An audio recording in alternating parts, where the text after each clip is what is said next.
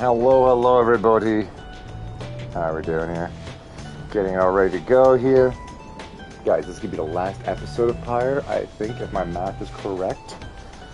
Let's see here.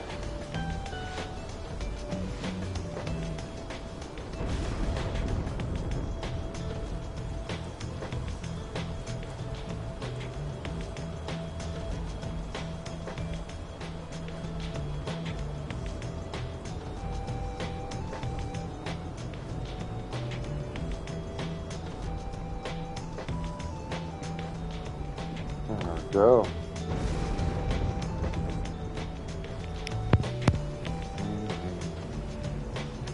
Oh, yeah, I'm gonna do something. Right when I. Come on, let me come back.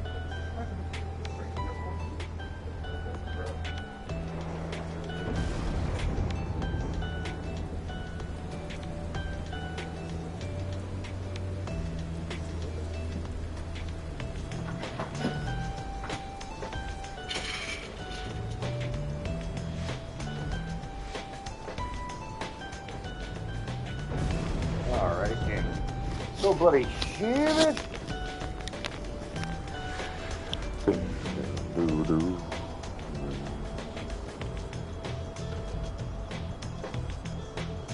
Alright, camera's up, ready to go. Let me sip a little coffee here.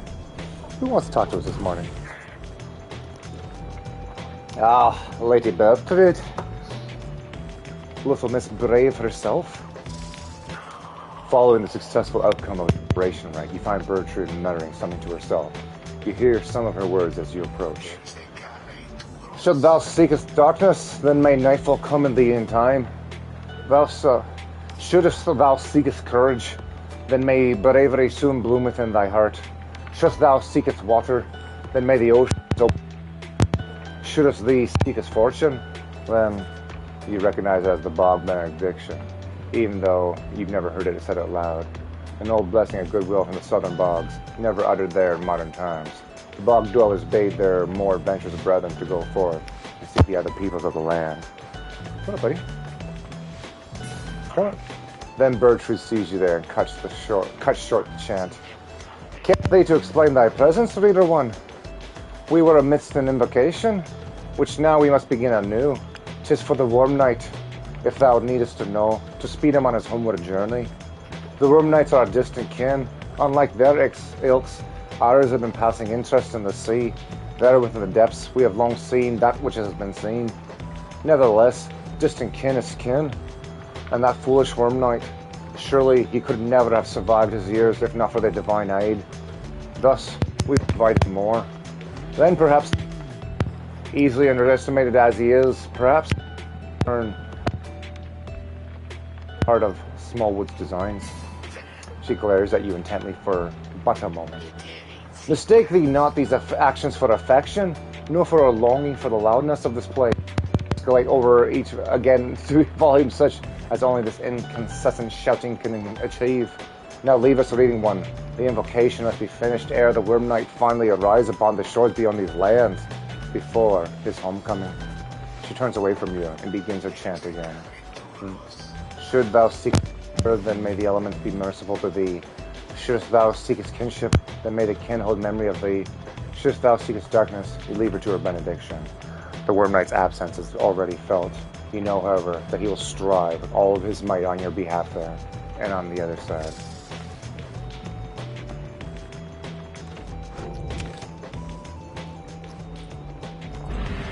Alright, everybody. At dawn, your companions are prepared to depart. Everyone is silent. Your travels are to take you back to the cairn of Hob, but soon after the stars shall draw you here again.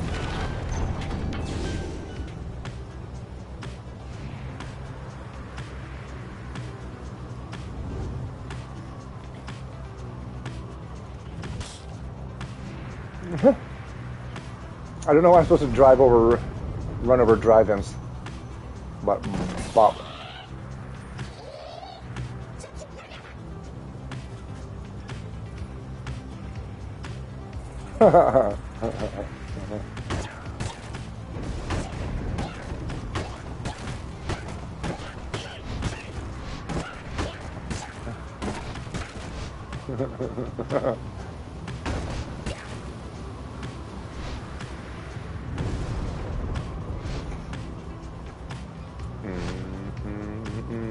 Where is the Cairn of Hoob?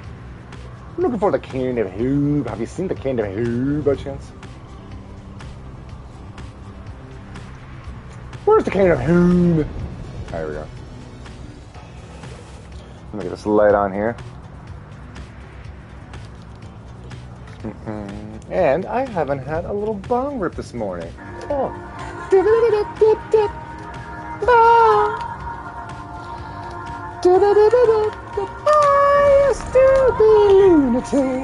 Oh my god. I can see Annie Lennox's face every time she does that too. Yeah. I was up super early this morning. I was up at like 6 a.m. and then just tried to get back to sleep. That just wasn't happening. So, you know, tidied up, hung out with Peanut, gave him one hell of a head scratching. I got like a little gel bed for him, and I got like that little gel neck pad. I threw both of them in the freezer. I'm not sure if I told you. I sent a picture to Sweet. I did go back to sleep for an hour. You see, lucky bastard. Maybe I'll put a picture in the Discord. I'm not sure if I did or not. If I put the picture in the Discord, but I took like that exhaust piping that comes off of a dryer, like a clothes dryer. It's like a 4-inch pipe. I got one. I took tuck tape, which is like an air sealant tape, and put it around the vent, and I attached one of those tubes. I have it right at my feet, so now I have just cold air just blasting at my feet. Oh my god, big brain move.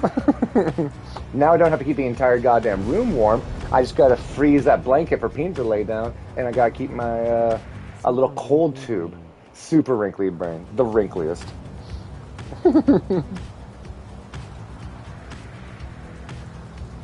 I just thought, like stoner thought, but no, I can't say stoner thought until I've gotten high. But then again, can I say any thought that I have? Can I officially declare them all a stoner thought? It's not a state of mind, it's just a state of being. Yeah, okay, yeah. So stoner thought. Well, it's probably not a good idea that I forgot what the thought was by now. I spent so long considering whether or not it's a stoner thought or not, I forgot what the thought was. But yeah, that's just more verification that definitely was a stoner thought.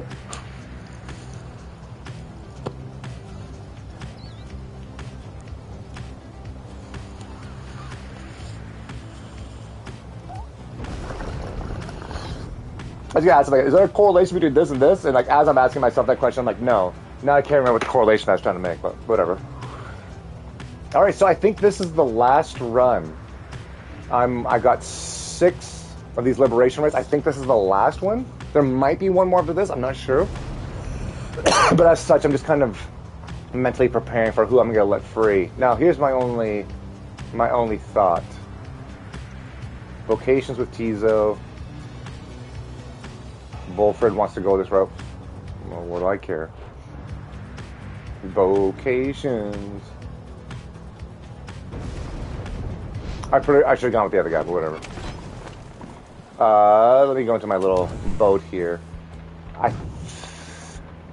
So if I was to let one of these 3 go, I think it would be Pamitha. I was thinking the entire time of letting Volfred go, but really, like, all of his buddies are here. Bertrand's here, Tizo's here, even Orelect is here. So if I were to send him back, yes, he'd be in charge of the plan, but all of his closest friends would be on the other side. Which, I guess he could work towards freeing them, but that's not how the stars work. Fuck, it's such a hard decision. The last one, who do I let go? I'm doing morning routine, but I can still hear you. Yeah, roger that. Appreciate that. You need me now. Yeah, you got it. You got it. If you're watching and you can't hear me, I'll flail my arms around wildly. If you're just listening, I'll scream a bunch of obscenities. Oh, there's what it is.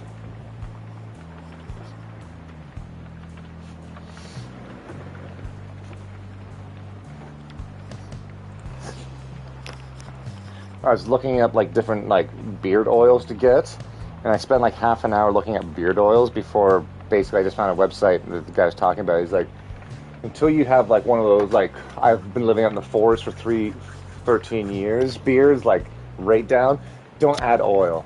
Just add moisturizer, like creams or putties are better.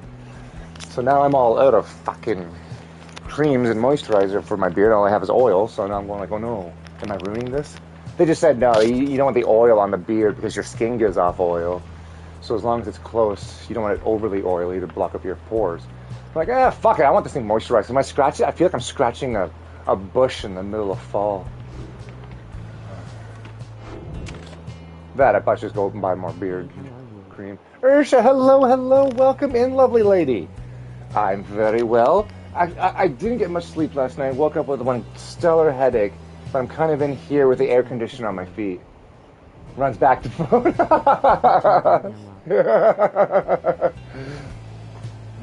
We've summoned the Willy back. The lovely people out here. How are you doing? Here we go.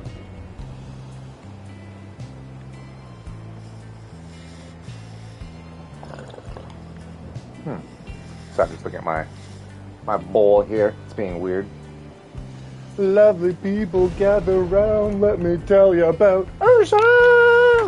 I slept too much today. You slept too much? Oh, see, we were just talking about that. I didn't sleep enough. Willie didn't sleep enough, but snuck a nap in. You slept too much today. My God. How much is too much? Because for me, too little was the 4 or 5 hours I got last night. If I hit 6, I'm happy. If I hit 8, I'm Randy.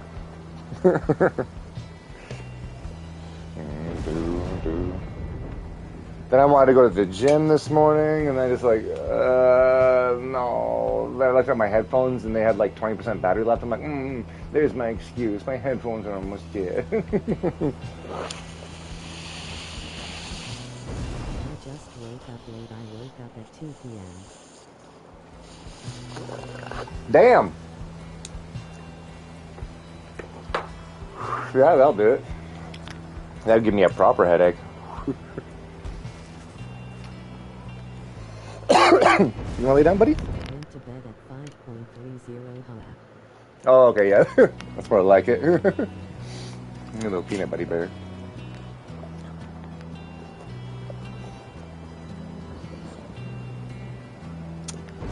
So somebody just stepped in and sat directly in front of my air conditioning pipe. Do you like that cold air right up your butt, buddy? You found the cold source? Okay, take a lay down. Take a lay down. Shit, Mr. Poky's here for you. Okay. Yeah. My major concern, too, is that... Yes, you do have Mr. Pokey. Yes. Oh. Belly scratches? You like Mr. Pokey? Yes. Is he your favorite? See, I'll put my hands up here too, see? Is he your favorite? You like Mr. Pokey? Oh, now he's being a dick. Now he's... Who's that fuzzy bear? Who's a big fuzzy idiot? Who's a big fuzzy boy who likes his Pokey bear? Oh. So he's found his new spot, laying down in front of my brand new air conditioning tube. Jesus Christ, you're an asshole. You know that, Peanut? I love you, but sometimes you're an asshole. I just installed that last night, and you're already abusing it. God damn it, your ass is directly on the tube. You have cold air going directly into your asshole. You are officially an ice-cold dick killer. He's just looking at me. This is my life. Deal with it. Oh my God. I gotta take a picture of this and send it to Sweeta.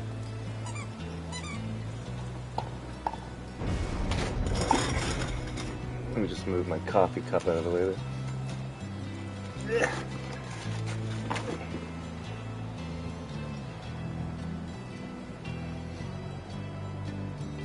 No, I don't want a picture of myself. 1 second here. Oops.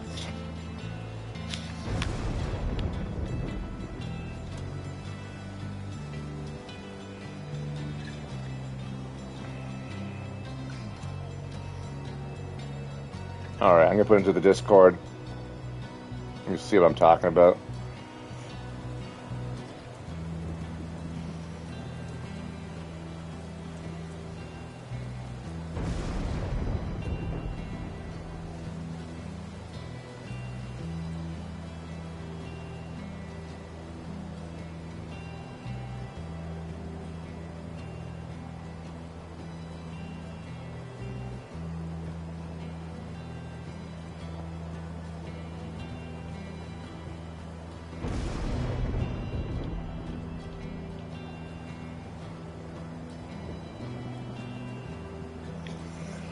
There, I posted in the Discord.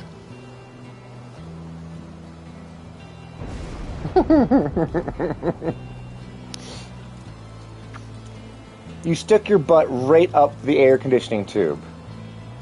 Are you kidding me, sir? Sir, come up here, sir. Come, hop on up, sir. Come say hello to the people this morning, sir. Let them know that you're real. No, what do you do? Yeah, up. Fantastic. Come here, come here. No, come here. What do you? Oh, okay. Or just lay down immediately. You lazy turd. Okay. Sorry, people. Peanut's being uncooperative this morning. He just wants that cold blanket on the floor now. Oh, fuck. Really? Ugh, gross. What? Thank you for letting me know. God damn it. Like, I don't know why it just turns off every now and then.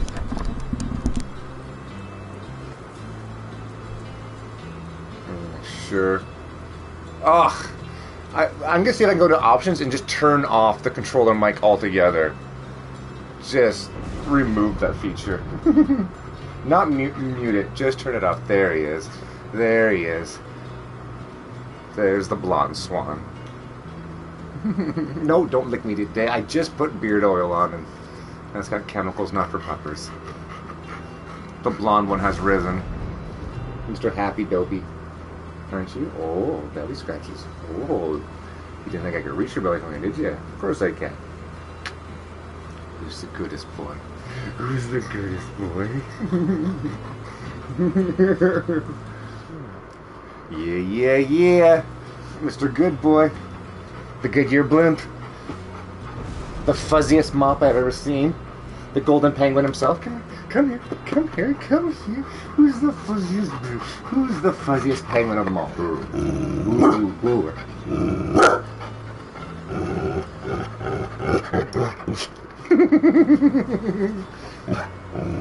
Mr. Nut. I had a little thing of rice and noodles, and last night I had some of the noodles, and I just like one by one, just like dropping the noodle into his mouth, and he's doing the whole. And like I was just like slowly lowering the noodle into his mouth as he goes. And we just did this for like half an hour as I watched something. What was it? I was watching cartoons on YouTube. Play this new game, and just for like half an hour. So even when I do it now, he's preparing for it.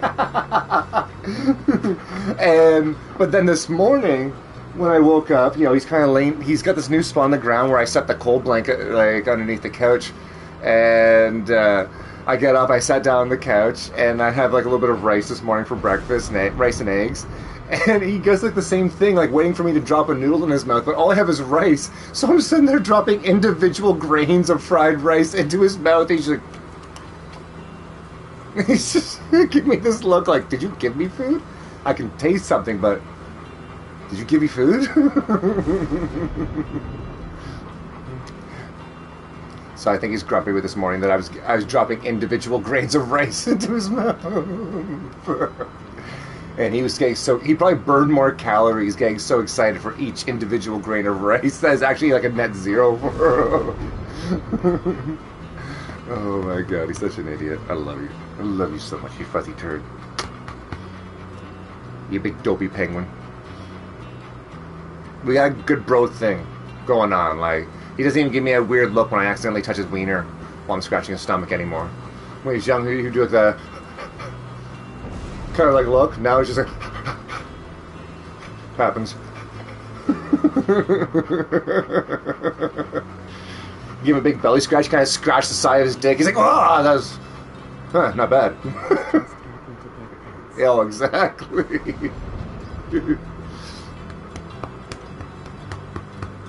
Did you moved the fan too? Got to sweep him up? Yeah. I probably should do the same thing with this idiot around. Look how cute he is, though. Yeah, let's point the fan back towards us, eh, bud? And yes, everyone, these are the dog days of summer.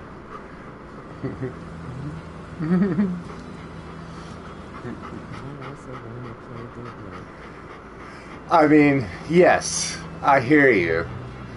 I also am excited for Sweetie to get home so we can beat Diablo 2 today.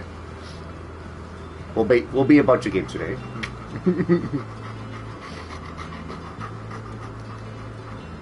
I don't even know if she's having fun playing Diablo. I just know that we're having fun just hanging out with each other, being derpy.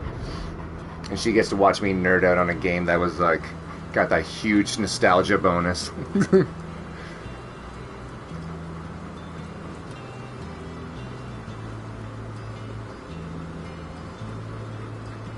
Oh, that's good water.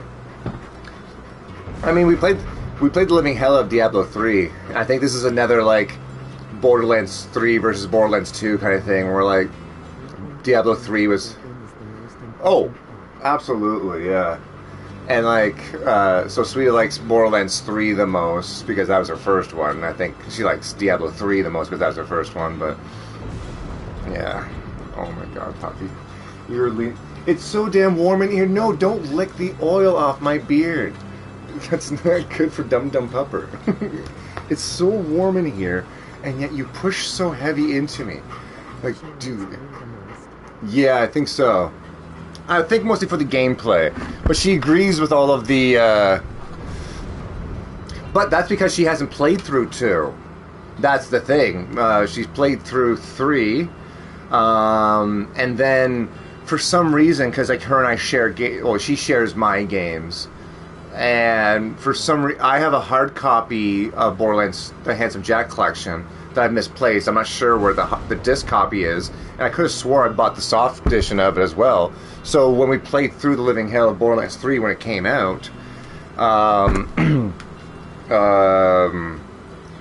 we couldn't play number... I was like, oh man, if you like number 3, let's play through this and then I'll show you number 2 and the pre-sequel. And then we went to download it, we're like, oh... for some weird glitchy reason I don't have it. So recently, like, you know, like 2 or 3 months back when I started playing with Max, I purchased officially. It was like on sale for like $9. And so then Max, Ali, myself, and Sweeta, we were dabbling a little bit in 2 and the pre-sequel, but we never got into the pre-sequel. As, you know, Max and I, when we first started playing, we started playing the first Borderlands. And then we became roommates. And like a month after we became roommates is when Borderlands 2 came out. So we played the living hell out of the first one together, beat Cromorax kind of thing, like, you know, the hardest guy in the first one. And then day one, yeah, we were, the two of us, we had an apartment for about a year and a half. Then I was that wiener that got a girlfriend and moved to Toronto. Actually, it's kind of a weird thing because when, like, I know, and the thing that was kind of like, I don't know, looking at it now is kind of the pain in the ass too. It was the girl that I moved into, I left Max to move into Toronto for. I met at a Halloween pub crawl that Max got his tickets for. I met her, and like him and I are having the greatest of times. And at the end of the night too, like, oh, the bus is leaving, and he's just like right there. He's like, I brought your jacket. I'm like, you knew? He's like, I got you, bud. So yeah, we've had like a million things where like him and I were just like, I got you, bud. Just like our comms in Apex will never be as good as the things we never had to say while drinking and hanging out together. You know, if that makes any sense. Oh, we always had like a running tally of like who kind of owes each other for beer, but it was never like to the dollar. It was always just like, I think you're approximately 1 pitcher ahead of me, so I owe you a pitcher.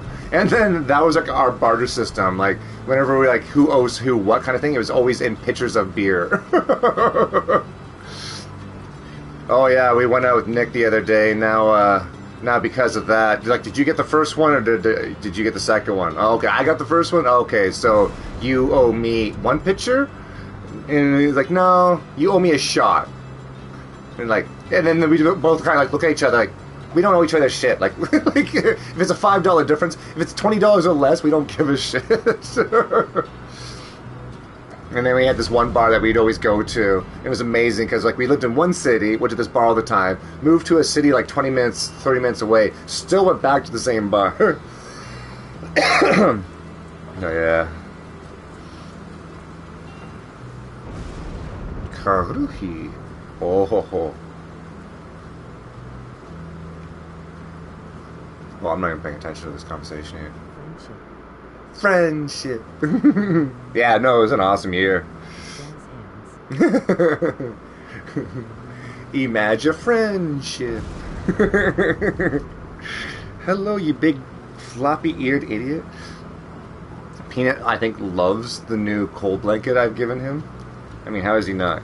He likes to, like, hang out near me, but he hates how hot he gets over in this corner, so he doesn't really hang out while I stream. But now that the air conditioning tube is here, and he has a cold bed currently in the freezer, you know, preparing itself, needs another hour to chill out, you know, he's here, he's happy. As long as he gets an air conditioning tube right up his ass. Alright. Oh, you fuzzy little goofball. Alright, so they depart, leaving you to a rest stop. When they return later with nothing much to report, you're feeling better and are in the midst of deciding on which of your vocations to pursue. Someone would like to speak. I do think I'm going to release Pam with that, because really, the whole whether or not her sister forgives her or not, I don't give a shit. That's not my fucking problem. Oh, excuse me. Oh, someone wants to talk. Sorry, yes. Oh, sorry, little Tizo, I didn't see you there. You observe Tizo rummaging about the black wagon as though in search of something. He knows she's there and rushes up to greet you. Curry! Have you seen my crack? Tizo is glad that you are here.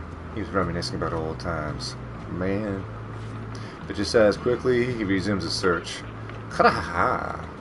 Tizo is looking for something a former exile the Nightwings once gave him. Haharum! He is growing frustrated that the object he seeks is nowhere to be found. Oh, did Orlek snag a little something? You almost do not notice the lone minstrel's approach. I'm afraid that is gone, Tizo. I am very sorry. Reader, it is nothing that ought to be cause for much concern. Merely that Tizo has misplaced something of sentimental value to him. Skriok. It was a spare bandage, he indicates, exactly like the one from his horn. Oh, okay. Tizo here has had many adventures with the Nightwing. Is that not so, Tizo? He squawks in approval. Those memories shall always stay with you. Is that not what matters most of all? He confirms this as well. Then, please do not worry yourself about it anymore. It is as simple of a distant past. Tizo sulks away up into the rafters. The lone minstrel watches him go. The object that he seeks does not exist, reader. Tizo searches for it from a fleeting memory of his days with the Nightwings of the past. He performed the regular duties of the other drive imps at first, but soon distinguished himself, and I was none too surprised. He was clearly special. He had grown close with other members of the Nightwings when misfortune fell, and the triumvirate fell apart. Perhaps Wolfred has revealed to you more of the details. As for Tizo, he feels he must make peace with the shadows of the past somehow. Perhaps then he shall cease searching. You need not worry for him, of course. He is resilient, and shall always serve the Nightwings well. You might say he was born for it. Begging your pardon, Mater. The lone minstrel excuses himself in a polite way, leaving you to consider what he said.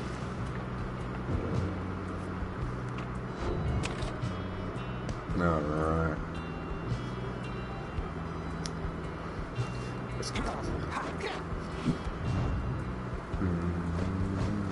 Alright, come over here, you old witch. Very well then, educate us if thou canst. You and Bertram go over what you know of the celestial landmarks you have been to, and how the properties impact the Nightwings and the rights. You can tell she knows many of them well by now. Sweet. These landmarks strewn about these cursed lands, too many are too dry upon the flesh. Cool. Continue journey. At dawn, Tizo finds you shortly before the wagon is set to depart. Karihi! Tizo knows you are soon to confront Lendl once again, and is none too eager to see her. Skrihihawk! Nonetheless, Tizo's more than willing to help you prevail against Lendl this time. Oh, fuck yeah, let's go! We'll beat that racist little piece of shit. Pepsi joins, or whatever he is. He's a dick, either way. Pepsi rejoins the others at making preparations for departure. As you prepare to set forth, he says the mixed emotions coming from the coming right. You see that guy over there? Yeah, him? Yeah, the tall one? Yeah, he's a dick. I think his name's Lando or something? Yeah, big old dick. Alright, to the cairn of Hobe.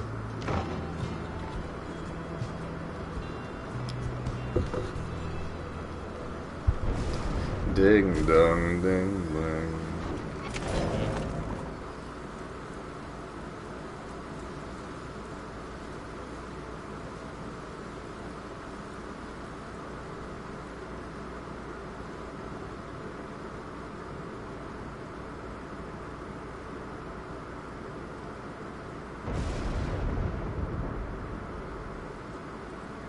Okay. Oh, what's this little nerd got to say? Well, hey guys, you know, it seems awful quiet now. I gotta say, with that slippery little character used to hang around with you, man. Talks like I like, you know what I mean? Yeah, I hope you found the honor thing he's going on about. We don't know what's in stock just now. Didn't we have a discussion about you maybe, possibly, probably putting a sale? No? No? Okay, yeah, you're just gonna giggle like a weirdo? Okay. Creep.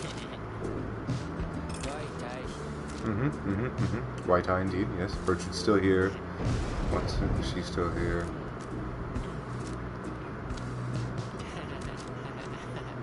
Sir Gilman, there we go.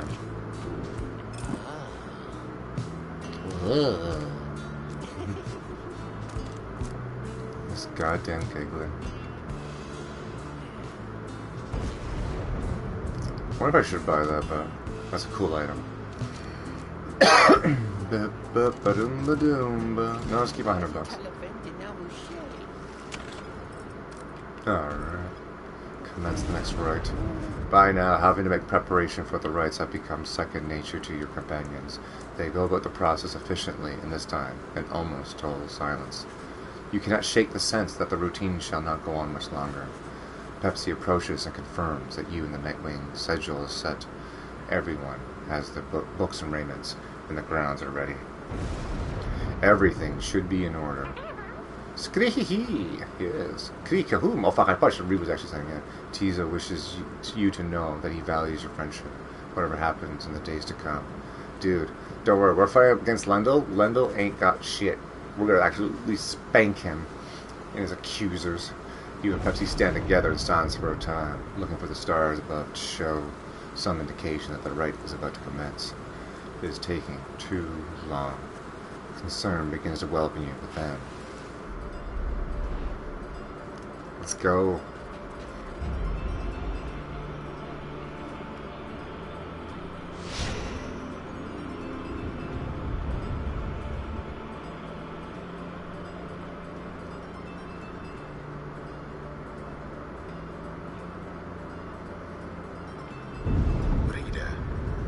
It seems the stars once more have mustered wherewithal to usher in the rites. The sky grows dimmer by the day. An age is ending. Surely you must know by now that you shall never all be free. And Drobles, you can suck my balls, sir. I don't even want to hear from you. But I digress, of course. Yeah, digress all day. I ain't listening. Yep. And some of us dear the teachings of the scribes. Some of us are sitting under our iron throne like a little cocksucker with their little baby balls making decisions and yelling at people. The pyres on each side are burning bright. From across the field you observe the leader of the accused approach and remove his mask. Nightwings, you have been a thorn in my side since the first. I may never yet regain my freedom, but perhaps I can ensure you can never regain yours. No, you can't. You can't do shit. Choose quickly your triumvirate. You got it, lad. Alright, so... I mean, right here, right now, I can get these three up to level 5. And then...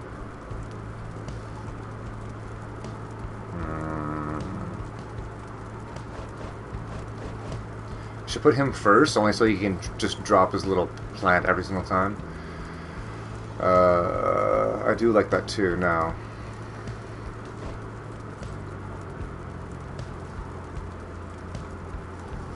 Yeah. She's good at banishing. I'll give her that. And Pepsi will be my score. So yeah, this works for me. Your choice? Shut up. You're the speaker. Just sit there, wait, and speak when it's your fucking turn. Alright.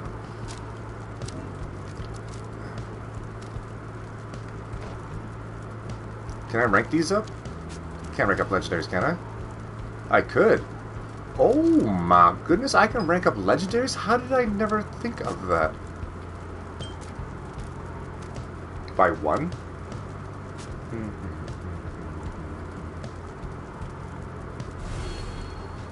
Damn, okay.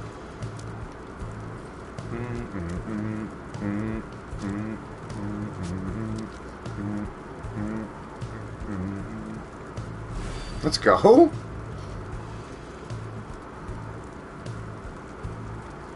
So I was kind of reading up on a few things on this game too, and if I were to play this game again, I would definitely change the alignment. Because first of all, like I got rid of Jodariel first, and she's an absolute defensive and just offensive beast later in the game.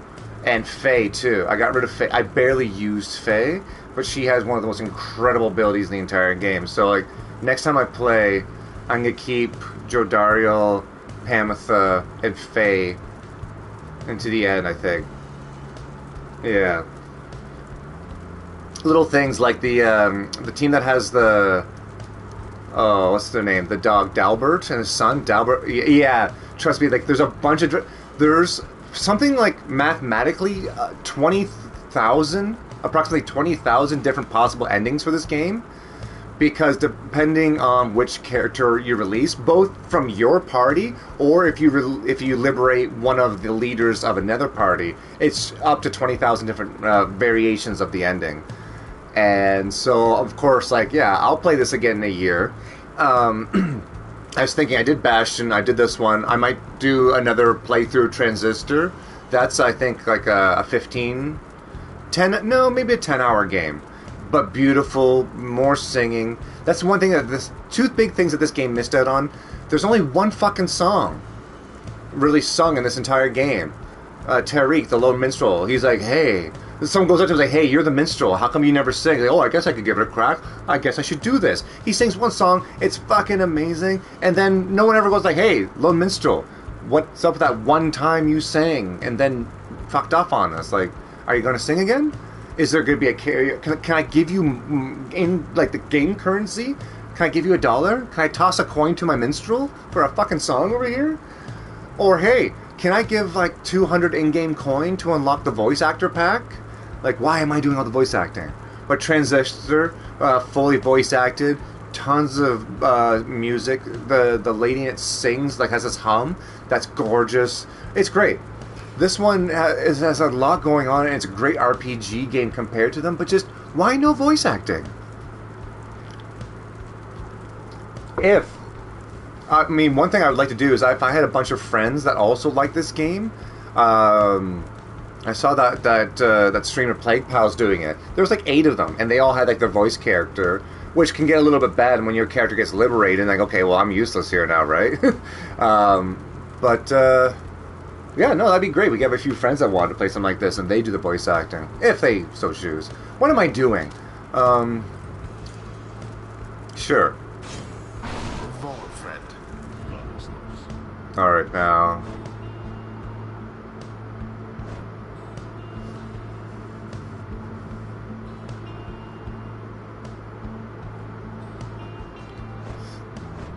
Let's bring her. What does hers do? Ooh.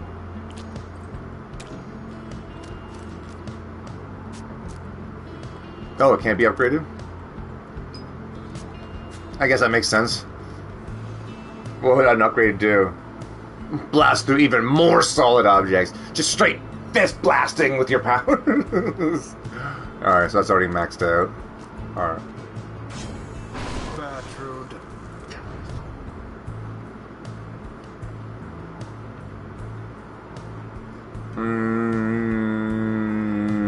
Oh yeah, he's gonna score my goals.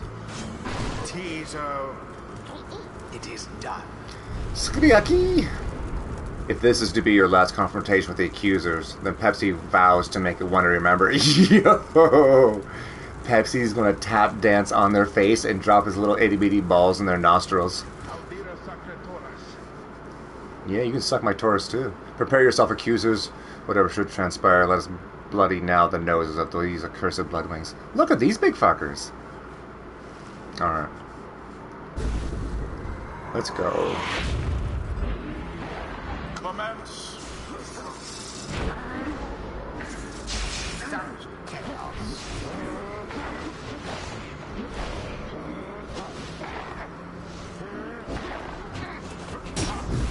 But I can't jump! But I can't jump!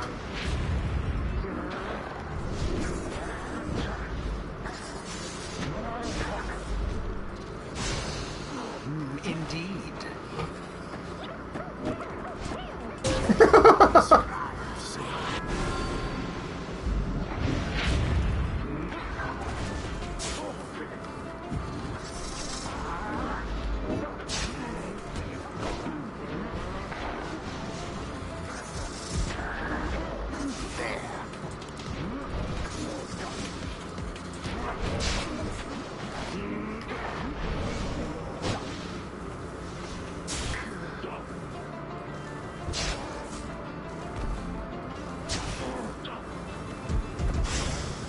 Yeah! Look at that! Woohoo! Oh, Volford, fling it in there! Oh shit, that was my chance to throw it in. Oh, well, whatever. I didn't know you could do that.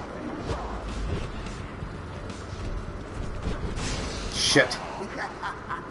Yeah, I know. So damn funny. Your flames grow weak. This is the road to ruin.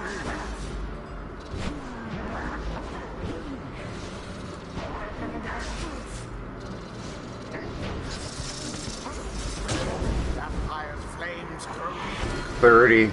There we go. It seems the Nightwings are a bit ahead.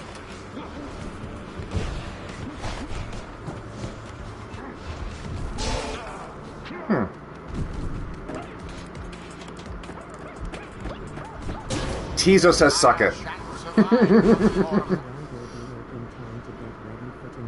Cheers, Urshi. Yeah. Do what you got to do. No, not again. I cannot lose to you. This cannot be happening. No. Fake. Oh no.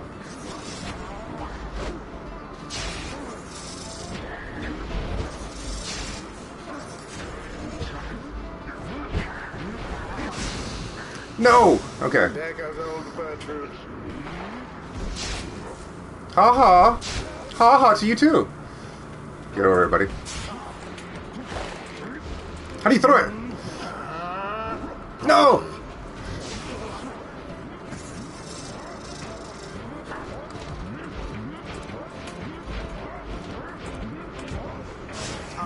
What? Oh no! Oh no! I was goofing around too much. Oh.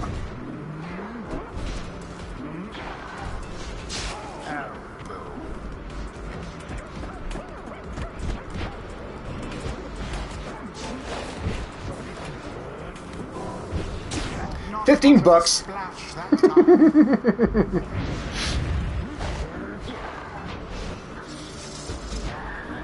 Sorry, boyfriend.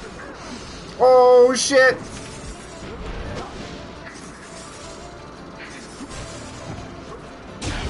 And it is done. Fine. Mr. Lily just told me not to expect him home anytime before 8 tonight. Crying face. But at 8, they're below 4. Just saying. The right is ended. You just have like a little tray with like a beer and a hamburger, and the controller charged.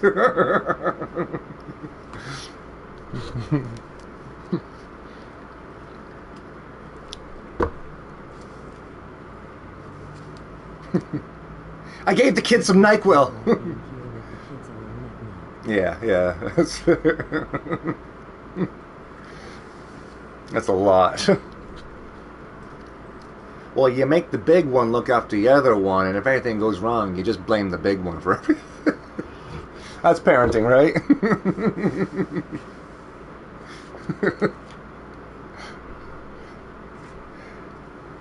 I mean, I was the little one, and I think that's how my parents did it, and I came out okay.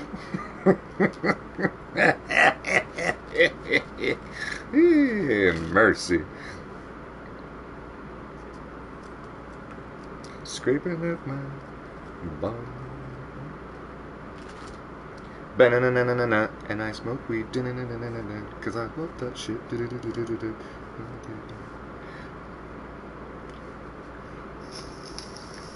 Now let's clean that out with a little bit of fire. Did you hear that thunk sound? Yeah, that was something opening up. Alright. Man, I feel like a woman. Do do ba do do do do. That was a weird video that I probably stared at for far longer than the. Like, oh, I get the joke. I get the joke. And it keeps going, but I'm not done here. I must finish that. Still blows my mind that she uses the word prerogative in a song. Like, who the fuck? It's like, you know what word rhymes with this? Prerogative. That has just the right amount of syllables I need to make this lyric work.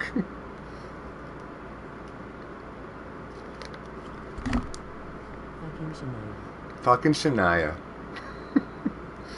I need 4 syllables that means initiative or gumption or get up and goshen, you know? Prerogative?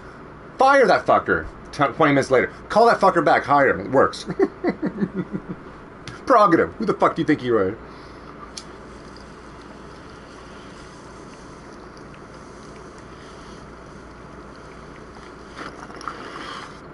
He comes back in. So when I left, what word did you guys come up with so far? The best thing we have is alligator.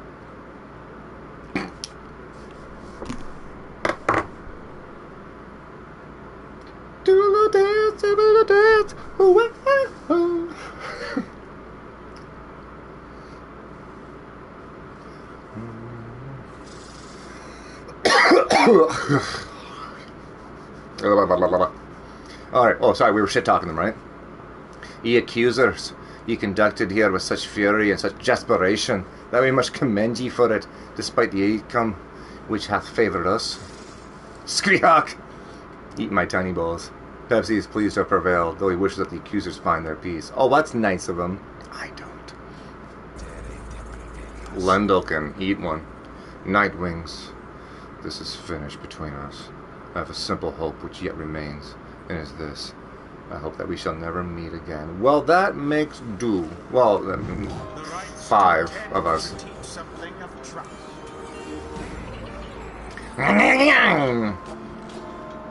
A hidden power, a terrible unbridled fury seems to have awakened within the mighty Pepsi. All in all, he seems very enthusiastic about it. Do do do. Do do do. Oh, right, yes.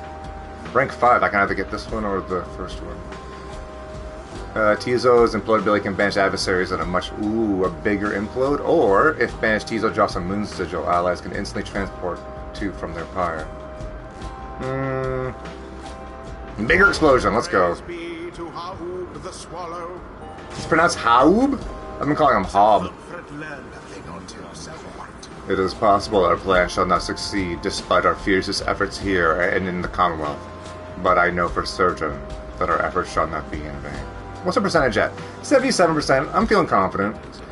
We learn and strive together. Oh wait, sorry, that's not his voice. We learn and strive together. We prevail or we fail together. On this path we share. It has been and shall continue to be my greatest honor.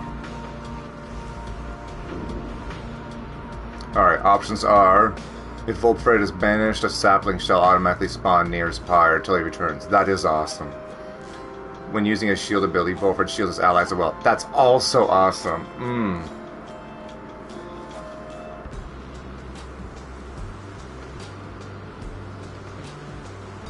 I think that's more usage.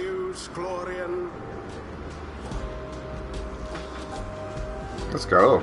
Until the next rite, if there even is to be another one. And Drobles is such a punky butt. Inside the wagon, after besting the accusers, Bertrude is discussing aspects of their outcome while with the others when the lone minstrel seeks you out. Pardon the interruption, Raider, though I need to ask you a moment of your time. While the night's clear enough for you to see, please, come have a look outside. Perhaps the news of our next destination may further stir the hearts of our companions.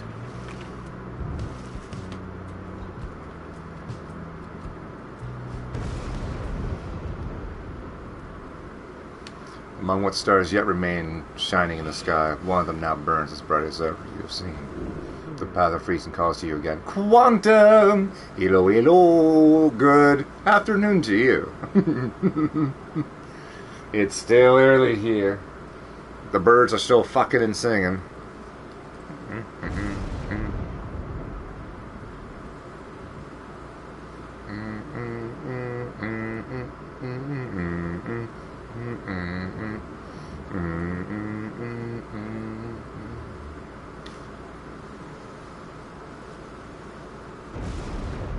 I can feel a rattling thing on the floor.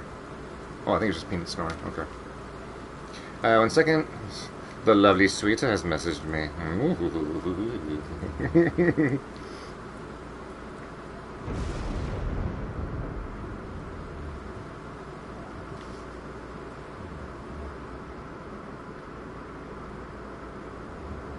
That is in too. Jeez, okay.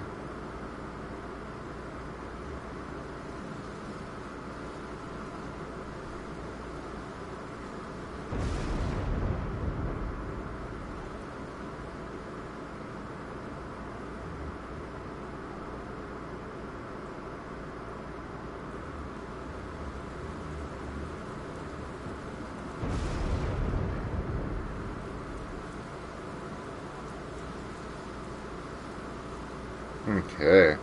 There we go. Fucking Shania.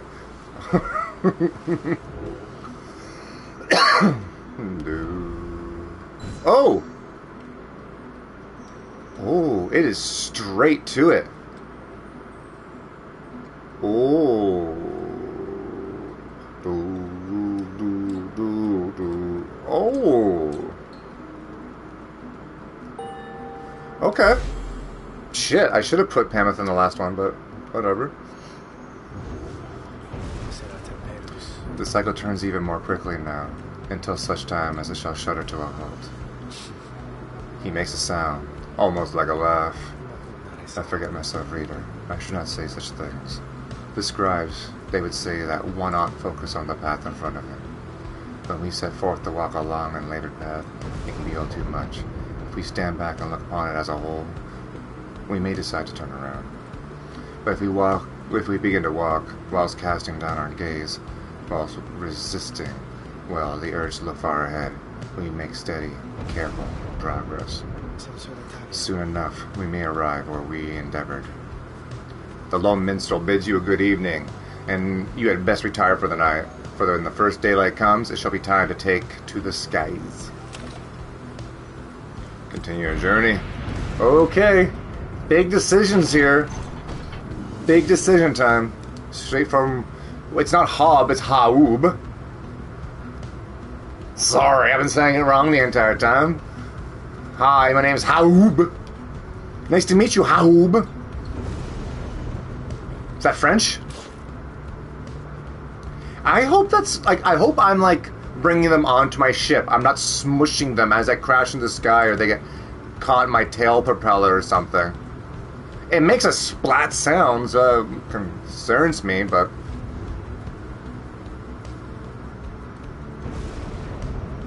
I'm gonna keep running into them. I'm gonna go ahead and say I'm freeing them, or I'm saving them, or They are coming aboard my ship and they simply live in my imp attic. And that's not a weird metaphor for my butthole. Or is it?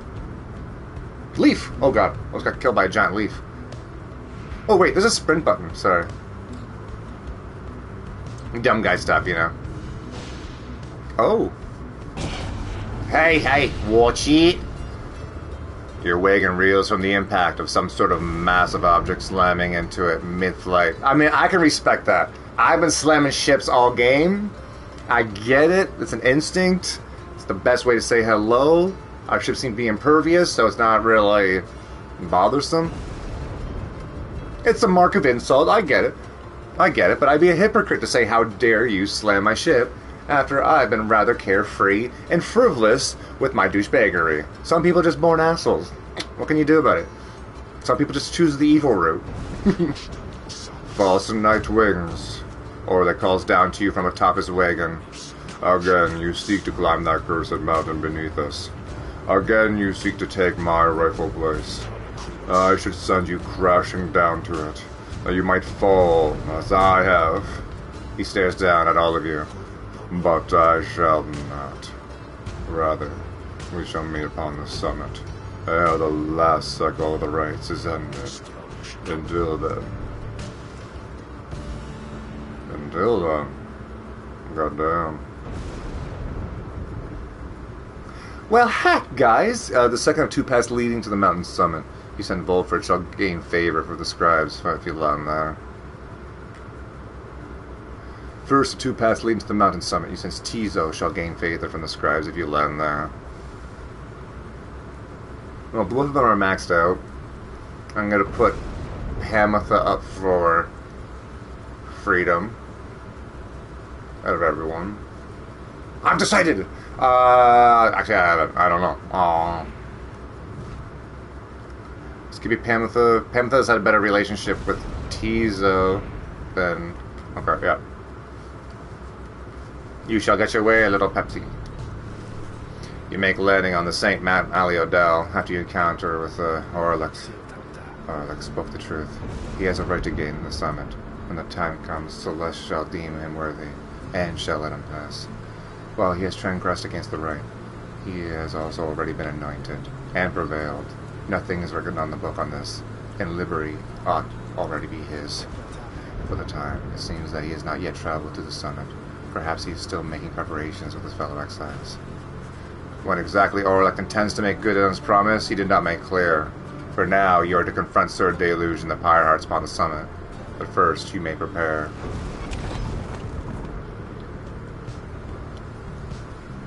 Seek the Sap Scribe's favor. Later that afternoon, you accompany Tizo through the ancient formations of Temple High Road to the monument of Luce Glorian.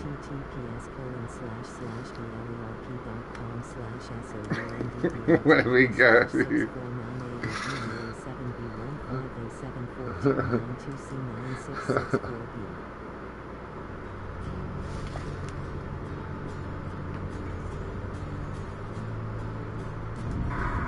I can feel a rattling thing on the floor.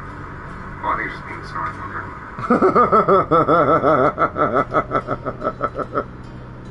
I love it.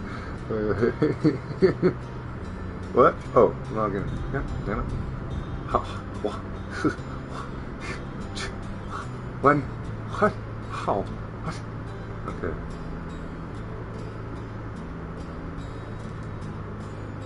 Ugh. You want this? Then log in. Now that you've logged in, where did this go? There we go. Add.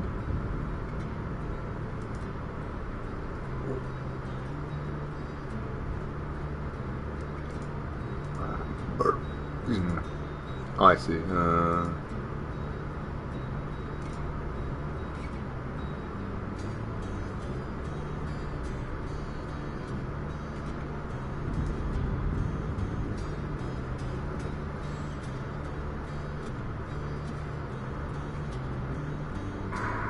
I can feel a rattling thing on the floor.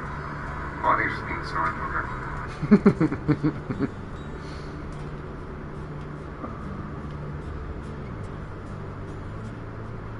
Okay. thing is so bizarre. How bizarre. How bizarre. There we go. Channel counts. Ah. That's 100 points. Perfect. Perfect.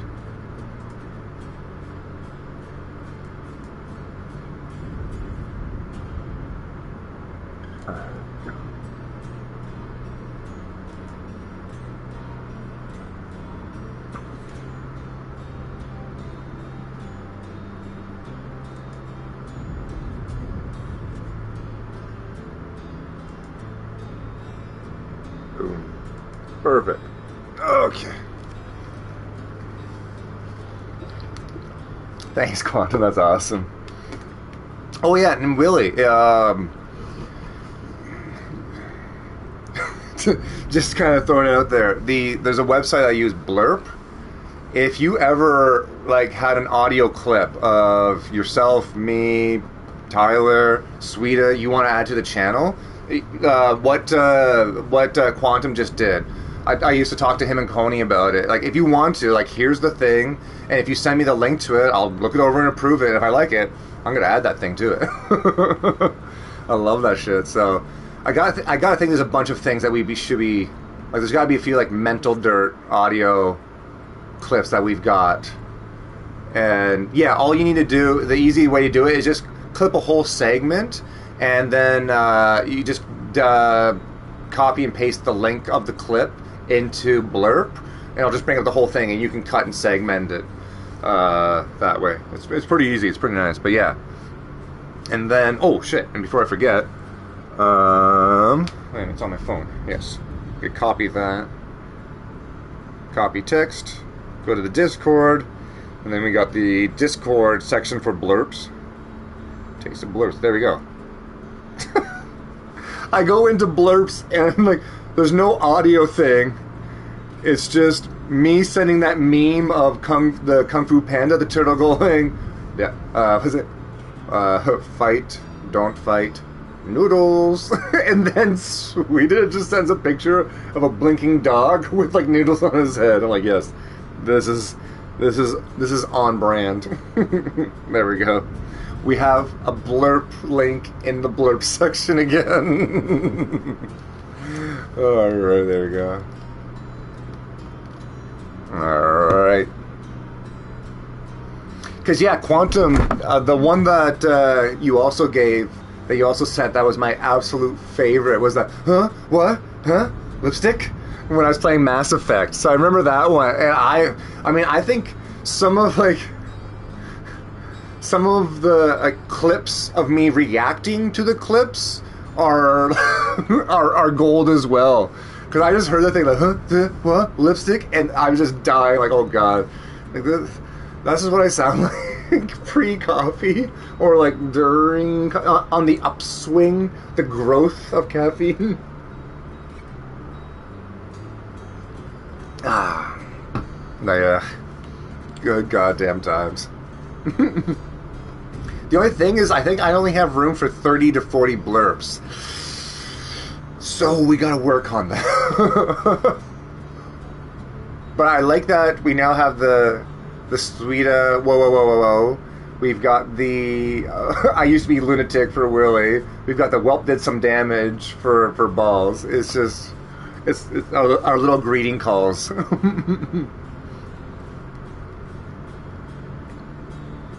I should make one that just is... I got that one called German Teacher. I want to cut that one down to just me when I'm yelling 9999 and just call it Coney. So when Coney shows up, all his 9999.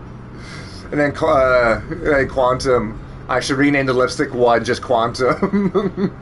Quantum Lipstick. Yeah, there we go. We'll call it Quantum Lipstick. People are like, what's this one? Give that shout out to you. Yeah, I gotta actually text myself that. That's a good idea.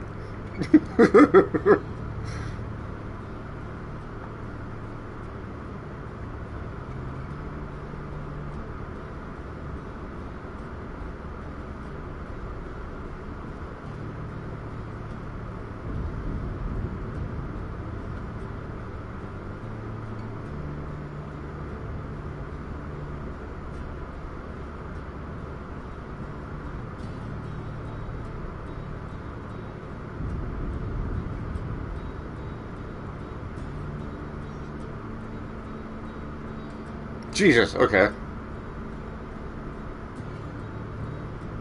Okay,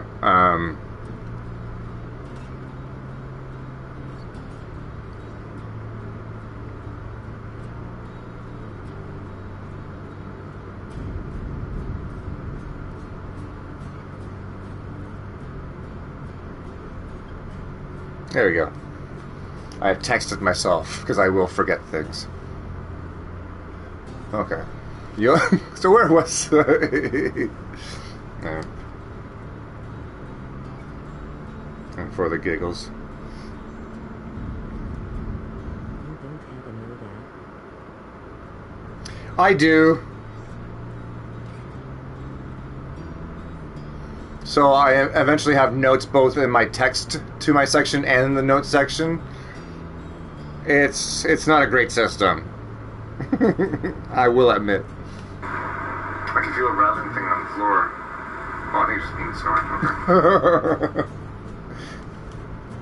So that's why I want to get. I need to text myself and/or write a note. 1 second.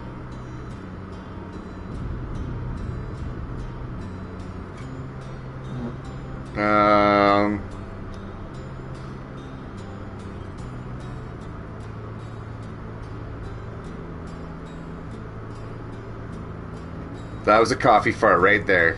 You goddamn right. Clip that!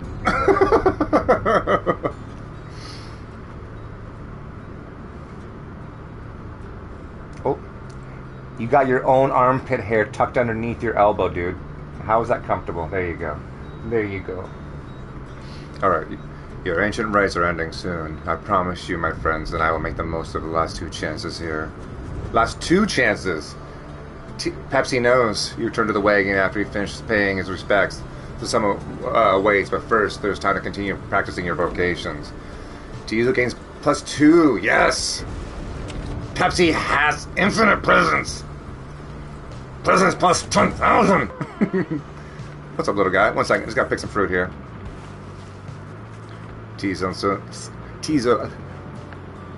Pepsi seems to be in the midst of the conversation with the low minstrel as you approach the 2 of them. The little imp appears perturbed about something. And above all, he was very loyal, very, very loyal. Fiercely so, in fact. All throughout the land knew better than to underestimate him, in spite of his little stature. In that respect, Pepsi, and in many others, I may add, your great-grandfather was very much like you. Yeah? Pepsi seems to be asking the low minstrel to confirm he's not playing some sort of prank. For realsies? I'm being serious. Have you ever known me to be the jesting sort? Krihum. Pepsi seems to be admitting the low minstrel has always been sincere with him. Just so. Then, please do not denigrate yourself, for you're not only his heir, but you are the remaining link to him, and thus, to all of the 8. And, more importantly, you are my friend. Kriha! Pepsi is grateful to the low minstrel for his kind words, and considers him a friend as well. See, how can I send Pepsi back up top when you got his buddies, the low minstrel, or like, and Server Snape down here?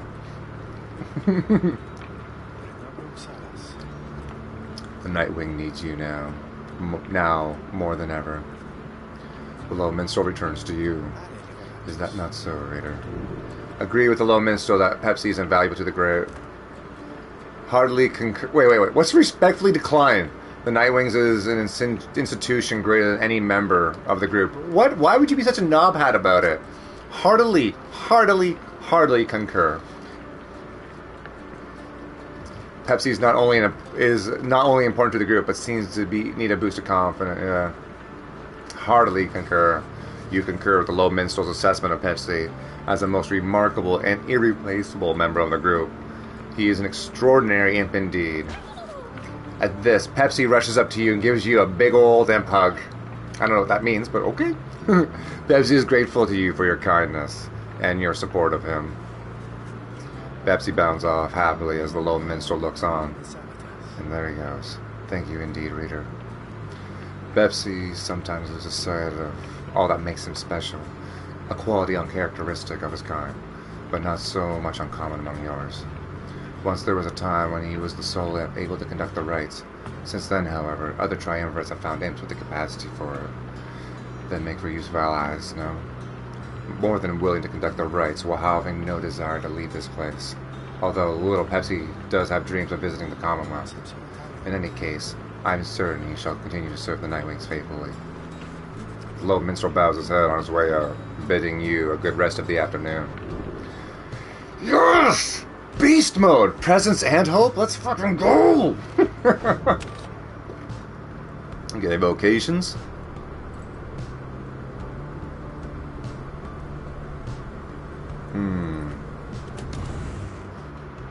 Now, my only thing here is that if I were to give the mentorship to her, to Bertrude, that would rank her up, and then boom, Pamitha cannot be chosen. So nay. No.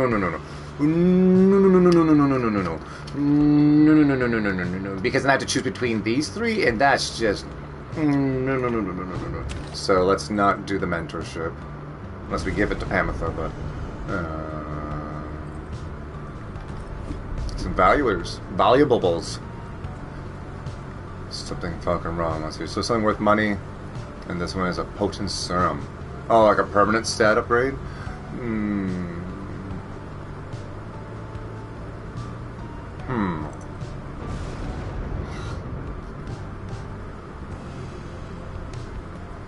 Yeah, fuck it. Beep up. Plus one to quickness. Oh, yeah. I know what that's going to.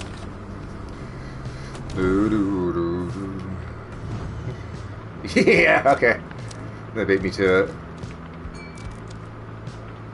Wait. Little Pepsino only has a quickness of 10? Oh! Unfathomable.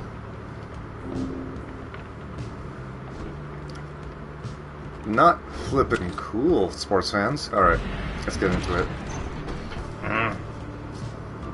Let's go. Let's frickin' go.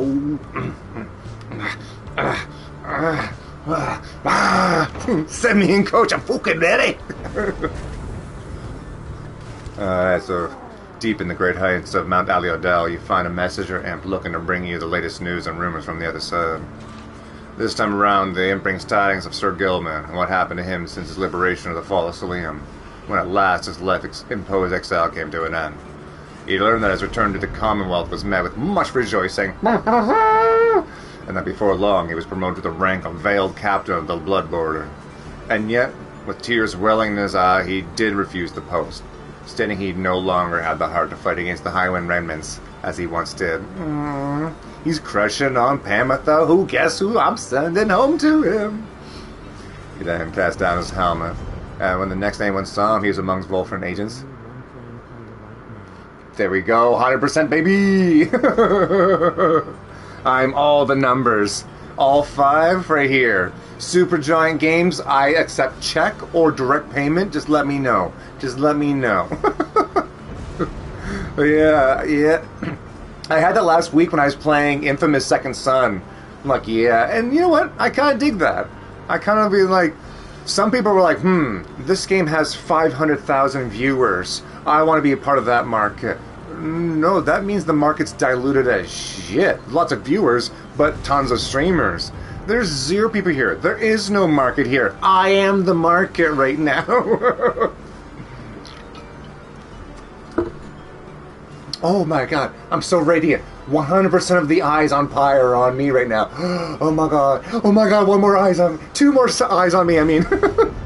Unless you have an eye patch, then... Or... No hate. Oh my god. You thank the messenger imp for the report and salute it crisply, as surely Gilman would have.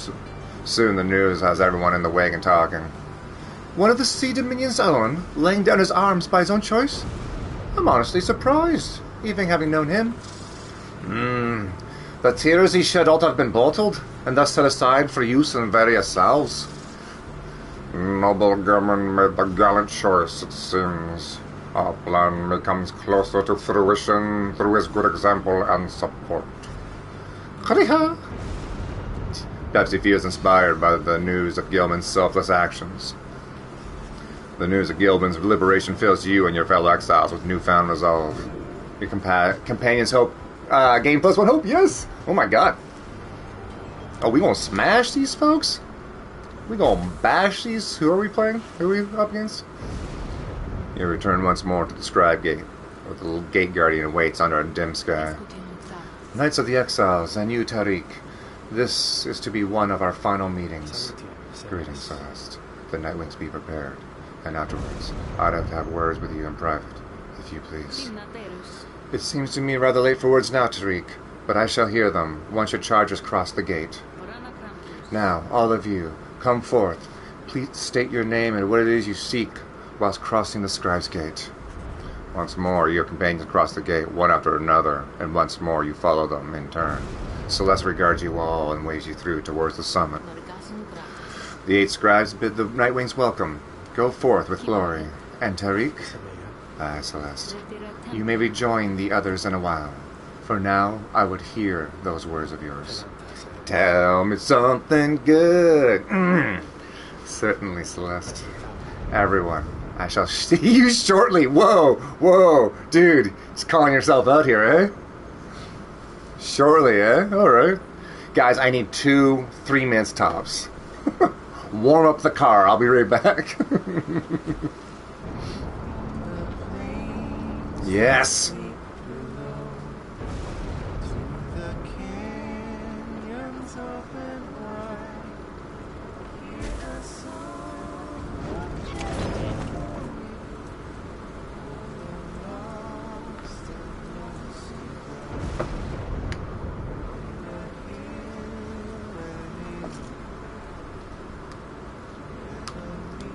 That's the sound of fucking right there.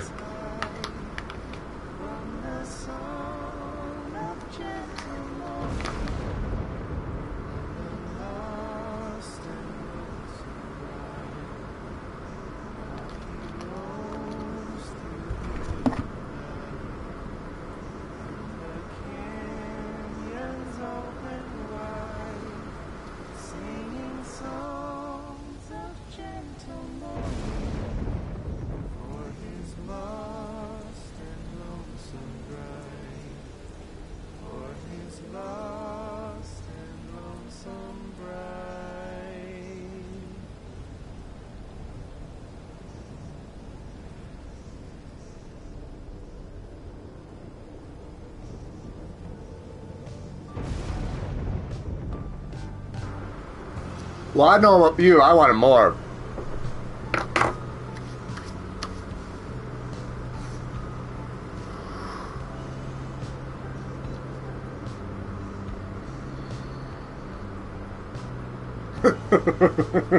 Wow, that was a rip.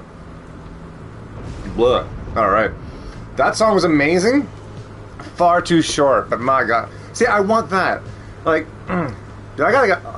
Oh my god, yeah, that did too. Oh, everybody. Got a little something here.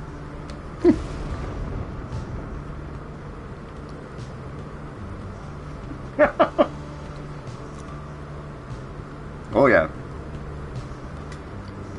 Alright, we're changing the water on that. No more of that guy. Oh, hey guys, it's got real cold up here, but it's worth it to kill you. Good luck, customers, and stepping back. No, they haven't. Don't lie to me. Don't you lie. Okay, I exaggerated just a little bit, just a little bit, but since I've been able here, just you guys get by anything. Fuck. Scribe stuff. I still can't get over this. Yeah, that's the name. +1 to presence and quickness. Ooh, plus. Oh, for the next right. This is permanent, right? Yeah.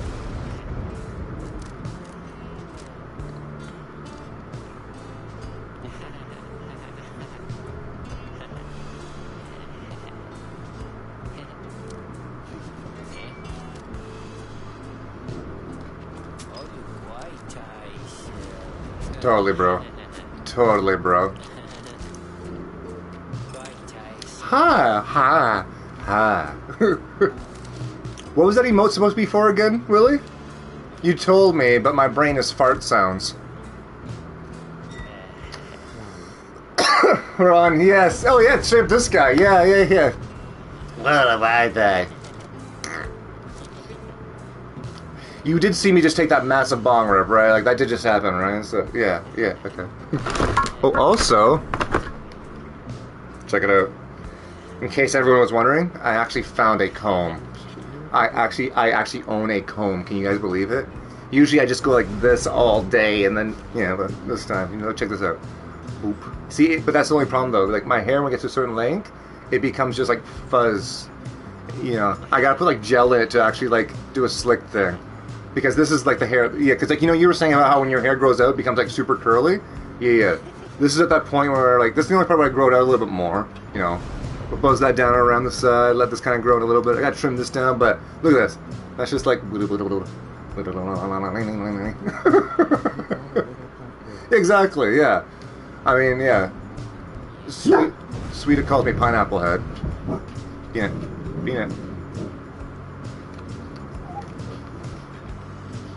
Peanut. But yeah. Someone knocking on the door. I don't care. This time of year, it's everyone going around like, hey, who are you voting for this year? With no one. Good. Oh. 1 second. I can bring it back.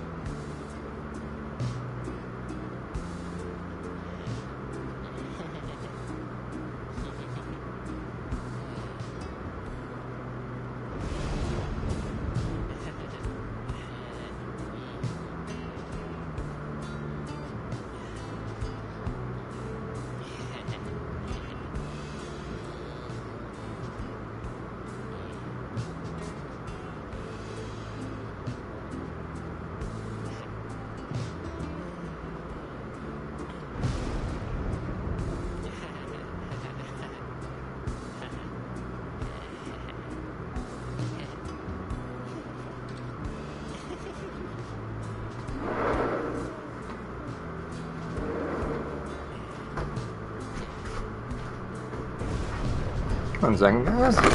Canada Mail is here.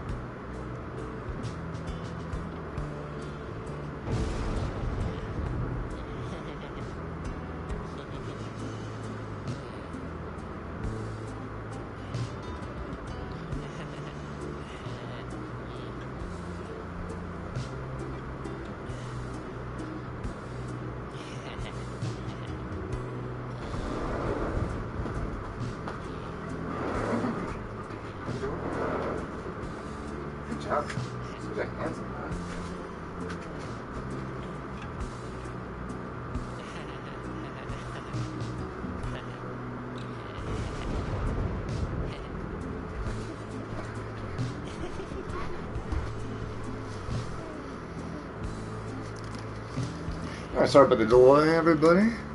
The mail showed up. I had a big delivery. 3 heavy-ass boxes, but we back. We are not muted. Good. Press this button, make sure we're on the right mic. Still the right mic, goddamn. Okay. I say goddamn.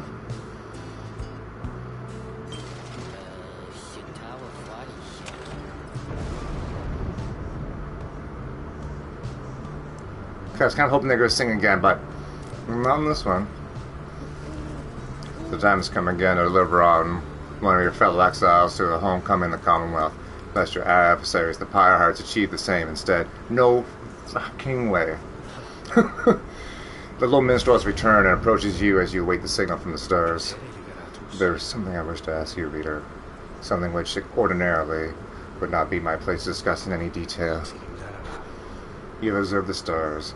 If you do not mind me asking you in such a direct manner, how many liberation rights are you supposing yet remain? Have you deduced how many liberations are still to come? 2 remaining, including this one. No. Yeah, the rate at which the stars are vanishing, the cycle's hastening, leads to only one conclusion. This one, and then one more after this. Hello, handsome. Did you have fun running around outside in the rain? You big dopey turd? Yeah? I see you smiling. Yeah? Are you a content bear? Are you a content and happy silly bear? Yeah?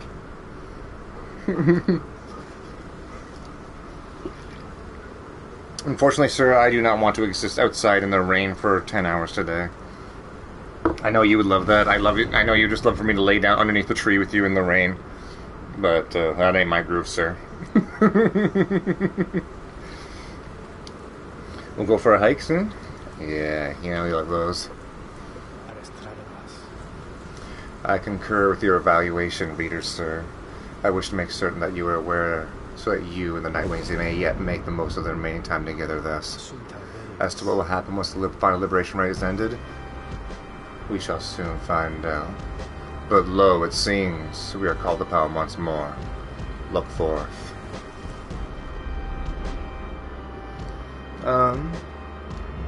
Where is your... Oh, there you are. Come.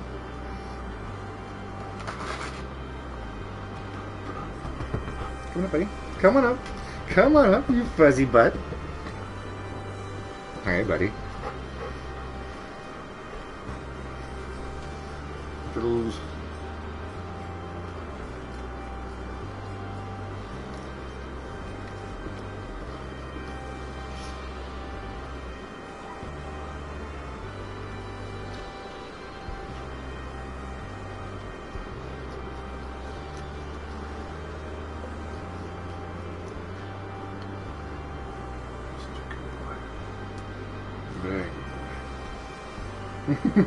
Look how goddamn handsome you are. Look how handsome you... Oh my god. You are so... No, I mean, you can lick the chest, but I got oil on the beard and I don't want you flicking that. Stop trying to eat the comb. I know, you think the comb is a toy. Hey, focus. Up here. Eyes up here, gentlemen. Sir, I'm right here. Focus. Sir, focus. Can you stop chewing on my arm, sir? That's 11. La, la, la, la, la, la.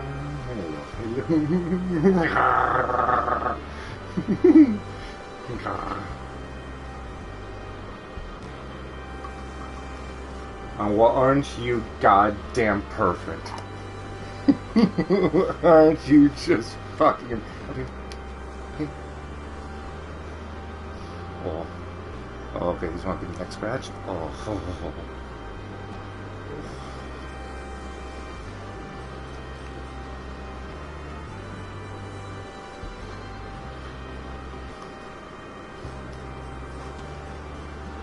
Big neck scratch.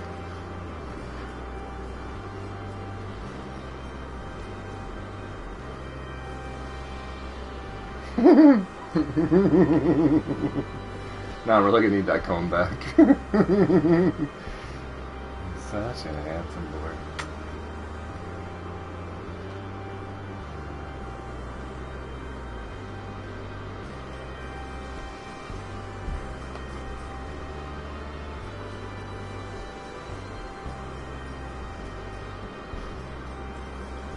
Wait.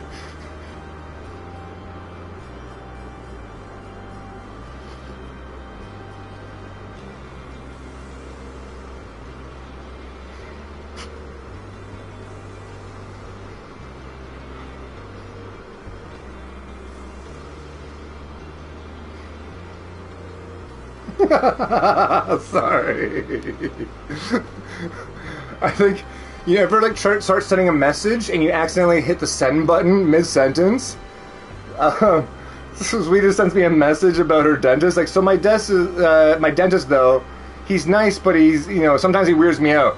And then the sentence comes afterwards like, 'cause do me.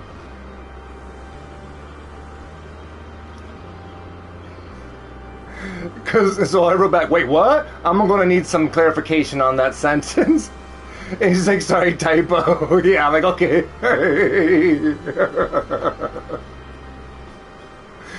Cause do me. Like, well, was that like a starting of like, cause fuck me, he's expensive. Like, what?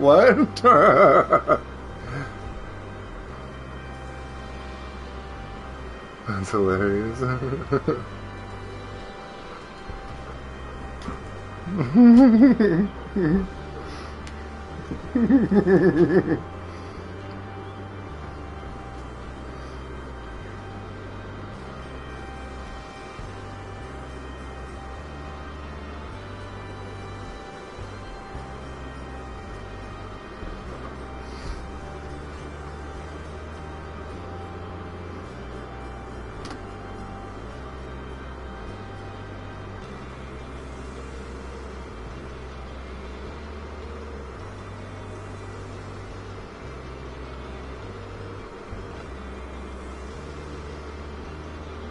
There we go.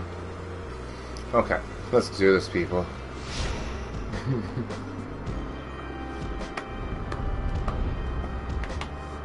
Cause do me.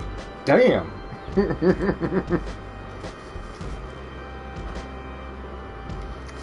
That's as sweet as cute way of cursing. I would ask that Yeah.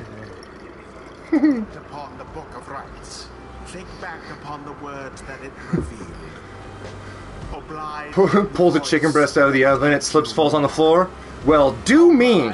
The voice that tells you more. Ah, go do yourself, chicken. Here among us still. You doo-doo I head. will not sing your praises to them, rest assured. Breast assured? Trust that you shall savor this occasion. I'll save it Shall flavor. have to oblige me for much longer. Mm-hmm.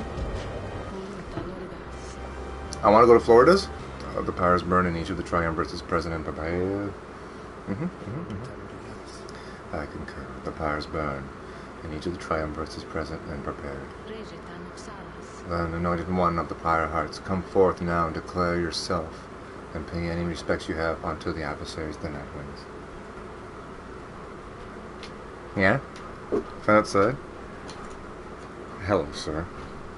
Oh my god, you are just even, you are more soggy every time you come inside. I get it though. You can do this. It's all you. You got my attention, don't worry, little sir. Sir Deluge tentatively slithers forward and starts to struggle with his mask. This knight is called Sir Deluge. He is amongst the most decorated knights of the Sea Dominion, having survived many, many battles. Your record holds these proceedings for his valor shall come with the stuff of religion, probably some of your songs. It is not so that you have fled from every... Is it not so that you fled from every battle in which you were expected to fight, Sir Deluge? Or have our messengers all been misled in this? Lies, spread no doubt by the detestable Nightwings. Their treachery is such that they dare steal one of our own triumvirate. Steal? He slithered on over to us. May I? Well, yeah. You may. It is for the triumvirates to decide who shall stand with them. If one of your Pyre hearts was taken in by the Nightwings, then ask yourself why your companion would leave. This knight knows why full well, because not all who hail from the Sea Dominion seem to know the meaning of honor. Oh, fuck off. You goofy little coward. Now, Nightwings, for the grave injury that you've caused the Pyre hearts, we hereby challenge you. know that this knight would strongly prefer traditional duel to the death, but his shame bloodshed is against the rules. He summed up with his mask back on. Pyre-rates, protect your ladies at all costs. His liberty depends on it, and if this knight is not getting out of here, neither are you. Fuck off. Deluge is an idiot ape, you know?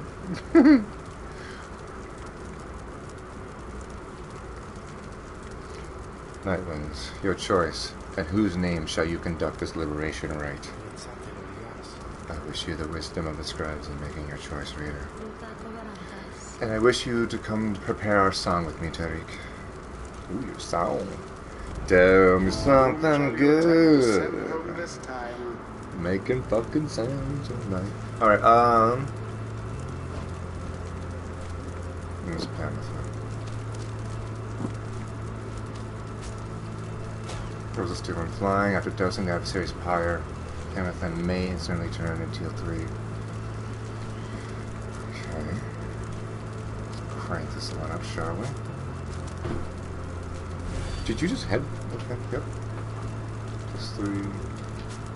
On 4? Yes. Okay.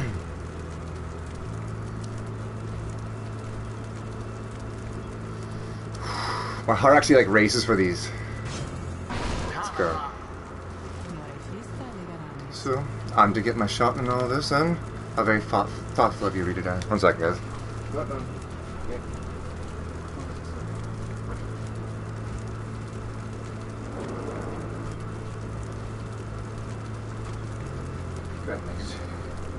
Zero pressure in here. Gotta keep that dark open and closed. Can't keep it open all day. Yes. So, come hang out with me. Come hang out. Oh, wait 1 second. So, Sweet is on her break. So, I got the messages here.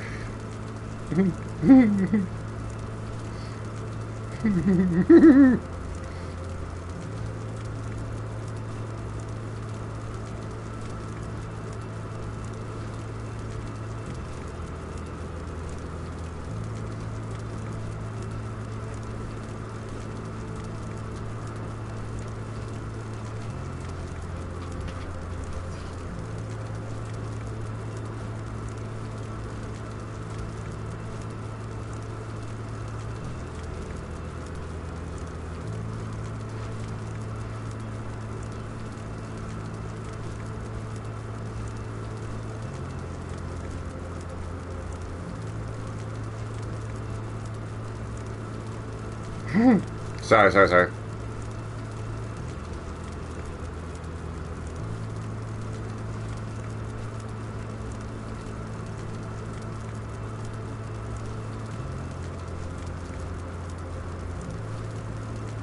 Alright, cool. Sorry. She's so sweet. She put so much effort into those texts. I have to take a moment to say hello. And she's amazing and fucking hilarious. She's just going on this angry rant about going to the dentist. Oh my god.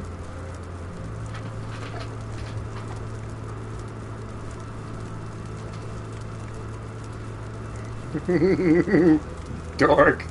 What a dork. Okay. Pamela.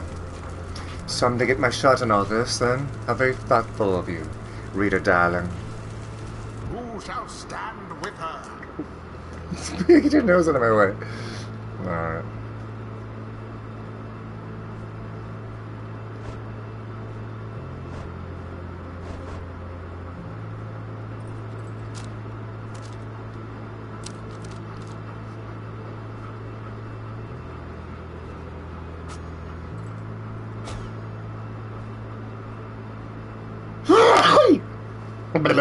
Okay.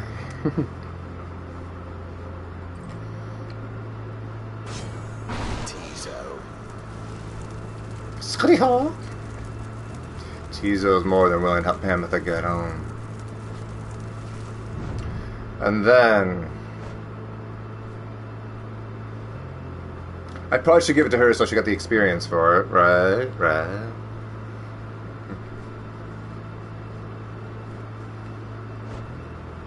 Yeah, that's a good idea. Now, I don't see anything blocking. So let's see what else we can do here. This will be monstrous. Okay. Let's go.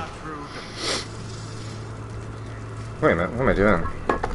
Ladies and gentlemen, do you have a gigantic nose but blocked passageways? Try Vicks Vape O-Rub.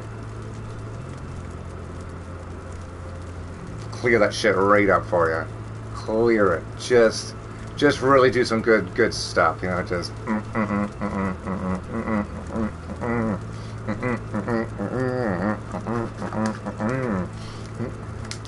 Alright guys. You guys ready? Let's go. Full Chad mode here. Full Chad. Full Chad. Fuck grandma. Let's go.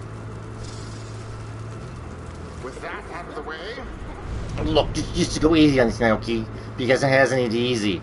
And these field worm knights kind of want him out. No, they don't. No, they don't. Shut up. Fuck off.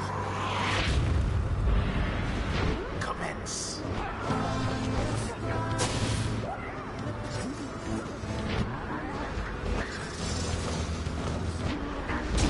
Damn. Okay. He's a quick one.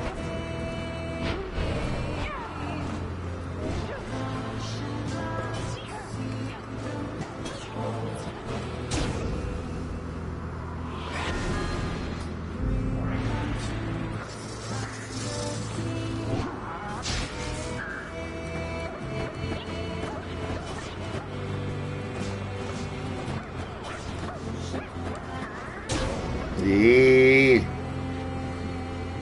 Oh. What is a ringing now? Ah, just as this night beginning to think things could not possibly get any worse for him. What? Now point Pyre is getting soaked, although... So Deluge must have realized this disadvantage applies equally to you, so as it does to the Pyre-rates. Henceforth, your Pyre shall gradually drain by the... What?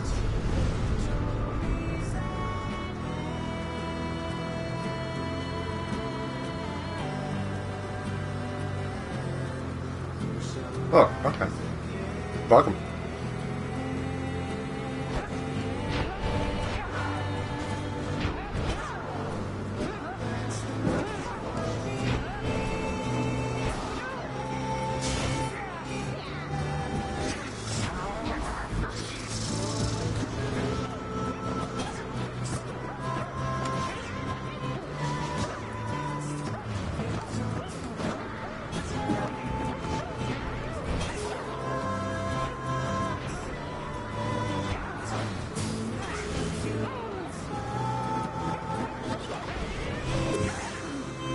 Ooh.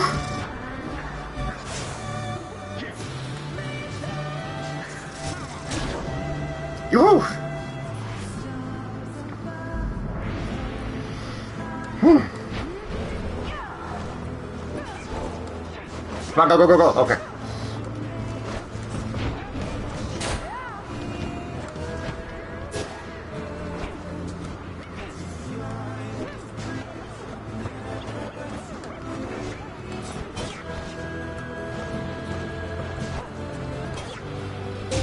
There it is. Whew. The blasted Nightwings proved their worth. This part of the game, I'm gonna dick around with it. Just smash them. Don't worry about the money. Thus ends the liberation rite. Okay, so one more. The scribes have chosen the exile appointed by the Nightwings shall be free. Absolved of all misdeeds, return to glory in the Commonwealth. Her adversary Speak to your and people. all others shall remain to carry out their rightful sentences.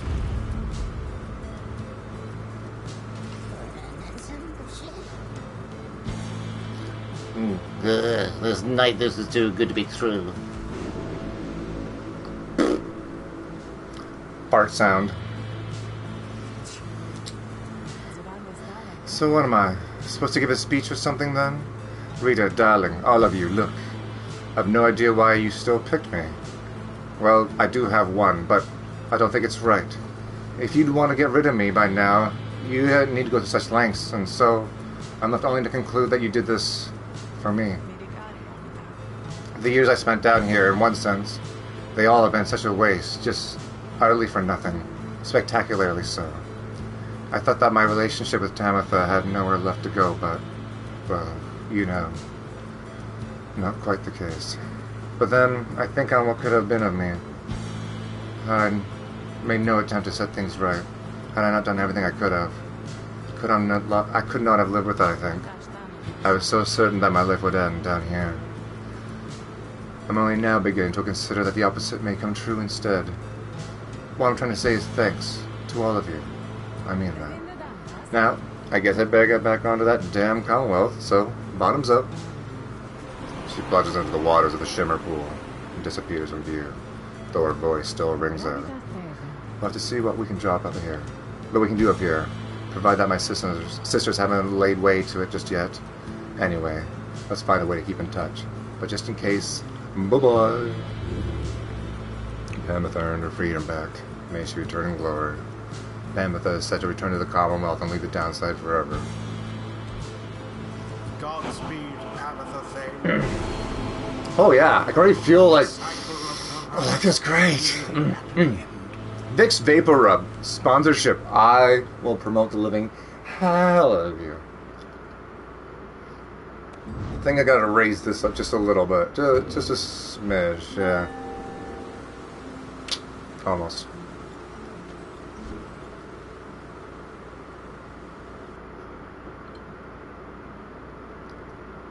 We the eight cannot bear the burden of determining your worth. It shall be a hunger game.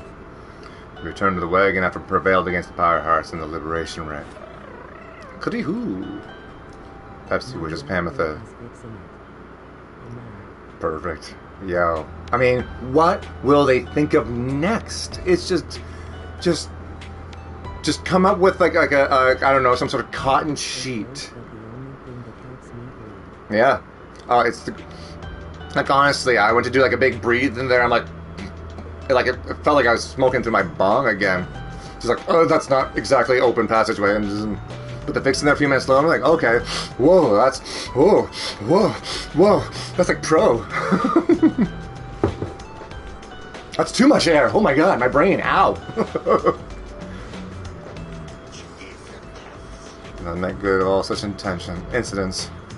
You succeeded in liberating Tamitha, who returned to the Commonwealth in glory. Tamitha Thane, she's an outcast of the Wing and High Wing remnants, the Commonwealth's hated enemies. She's regained her freedom in a liberation rite. And the last light of the stars still shines for us. At this point, what is to become of our plan need be the subject of our speculation. I trust that we'll learn the outcome soon enough. The plan. Volfred's ambitious plot to spark revolution in the Commonwealth as peacefully as possible. The plan's current probability of success, 86, that's 86%. Our actions to this point shall pave the way, perhaps our faith as well. So let's for now focus on this. We shall stand upon the brink of the last return of the cycle of the rites. Soon we'll have a final chance to get one of you home. Now reader, up for a little stargazing. Let's see where in the downside we shall be returning for the final rite. Alright. Turn back towards the darkness and you look upon the last few stars, too starboard to relinquish their light. Scribe stars yet burn for you atop the sacred mountain. Determine where they lead. Oh man, I just realized I probably say that word pretty lazy.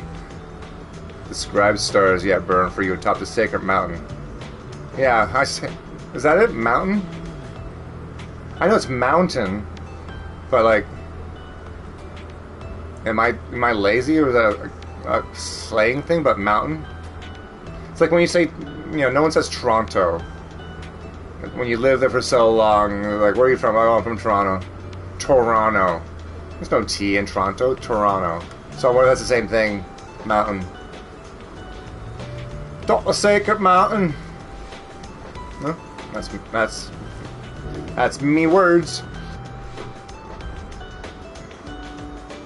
Haud Gor Jamer. Ah, we're almost there.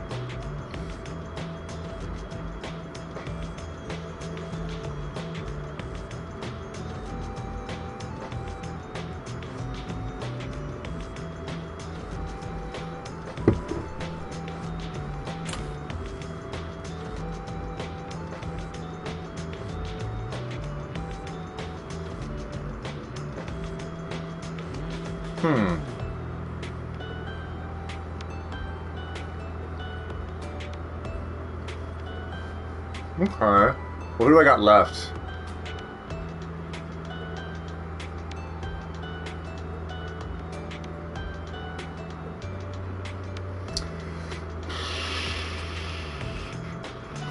I got the worst record against her. Look, they got the most amount of victories next to me. Damn, yeah, they strong. They are toughies. Shall we set him down a peg? Now that her sister's back too, we can rub it in her face. Oh, where did she go? Is she back in the Commonwealth? I don't even know. She was around here a minute ago. I don't know what to tell you there, Tamitha. Your sister Pamitha is somewhere around here. Once more, you're to face the essence then. Although I wonder. He hesitates before saying anything further. You cannot sense his thoughts. I apologize. I was lost in thought there for a moment. Let us make way for the spring of gem air, when everyone's feeling more refreshed as much as possible.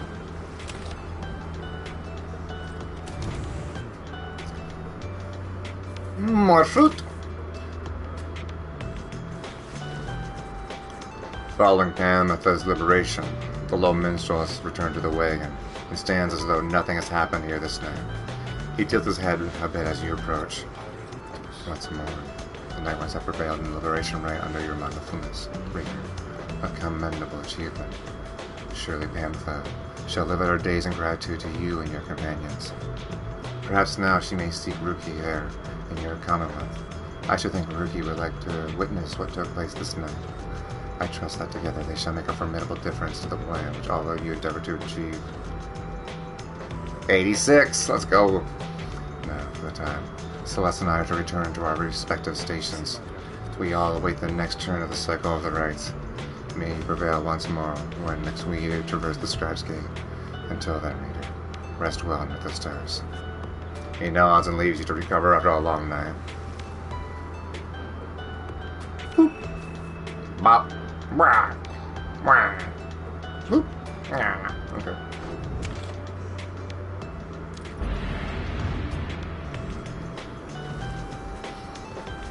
It is daybreak. You are to set forth on the spring of Jarmar for what appears to be the final time. Thereafter you shall return here. Ursha, welcome back. Welcome back. We just did a liberation rite, but this is officially, I think, unless there's like some sort of plot twist, the last like run through. So it should be kind of finish up this game within the hour. So welcome back for the grand finale. Turn here for one last exile's final chance at liberty.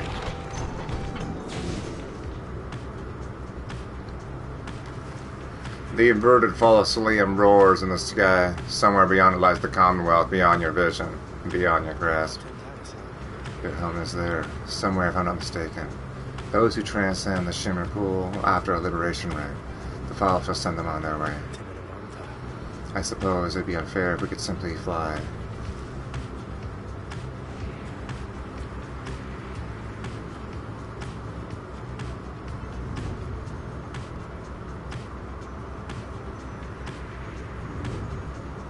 Boop. He who disbelieved in the birth of Slocks, he defeated us, defeated. Now he flaunts us against the skies. Beware, ye who would mock us, the designs of the withdrawn. Ye cannot comprehend the terrors which shall come to ye in time. Okay, yeah, fuck off. Oh yeah? I put a spell on you. Now piss off. Because you're fine. Bop. A pleasure to encounter you within the skies themselves on Night Winds. Apologies, sir. Apologies. Apologies, Elmer. I apologize. I didn't know it was you guys. You guys, 1000% respect. I apologize for this one. I apologize. You deliberately crashed into us, Father. Yet you still addressed him in such a cordial manner. No, Elmer. I'm certain that this was an honest accident. It is. No. Delmer, you're correct. 1,000 apologies. It appears no lasting damage has been done. Please take the helm. I shall go and start to pick up all the fallen artifacts which shook free from the walls after the impact. Perhaps some of these old heirlooms may yet be repaired with adhesives drawn from certain flora we may find on our long and difficult quest. Damn you, Night Winds. You stay away from us. Sorry, buddy. Sorry.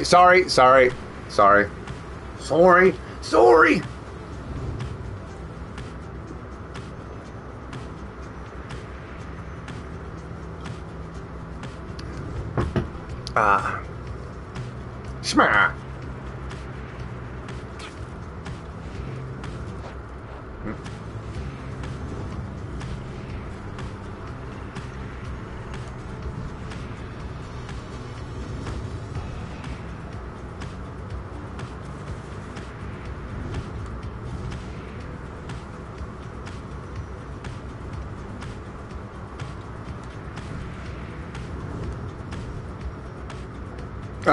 Duh.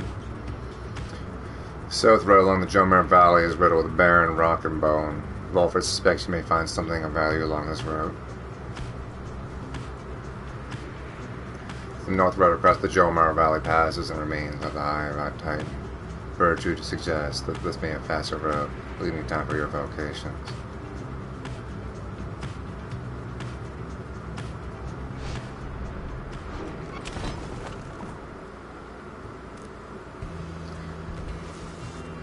At Volfred's behest, you explore the rocky pathways that fall flat. However, the search proves fruitless. And you see, look, Volfred, you fucked me. If truly there was something here for us to find, I fear that's now gone. You exchange some words of consolation as you head back to your wake, where you still have time to see your vocation. Okay. There's nothing here, eh?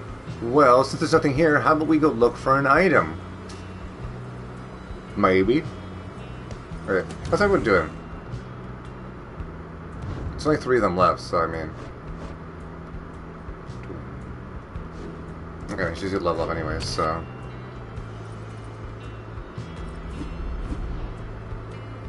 Sense something fucking wrong values here. You sense a sort of enlightenment here. Beep up. Let's go.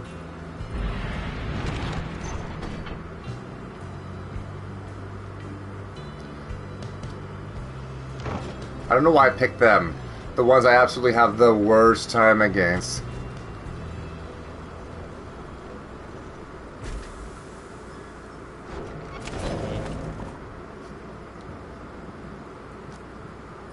Let's go. So, I guess, yeah, but whatever happened to that number with the wigs? You know the one, I guess she's got pretty, maybe, I suppose. She's still around by chance, I guess, anyways. Don't be weird, Ron. Okay, first of all, take this. Shove this in your slug market.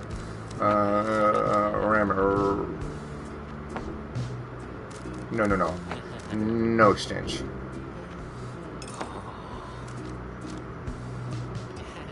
And then hers is 118. Oh, this is because I upgraded it. I mean...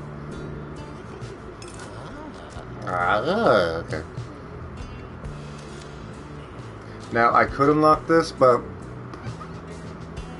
I'd rather, for this last one, just get a bit of... What? I know.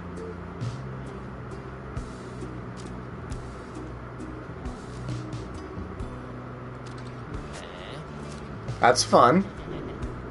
Proceed. Yeah, right. Weirdo. Nope. No, oh, shit.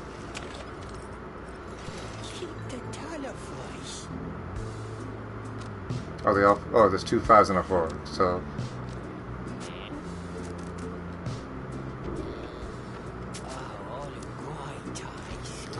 You had to make it weird, dude. Had to make it weird.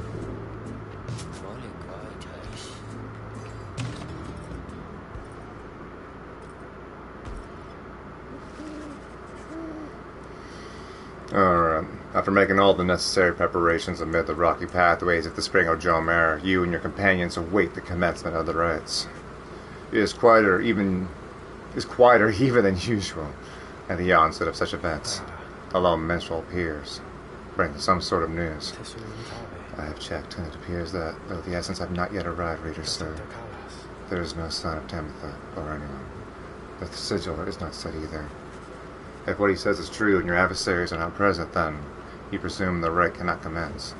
However, the stars themselves soon indicate you are mistaken.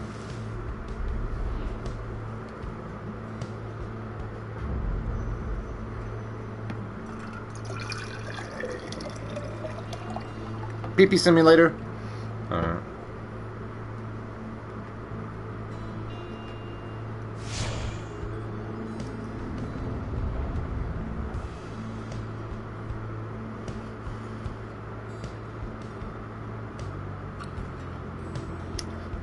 Thirsty boy.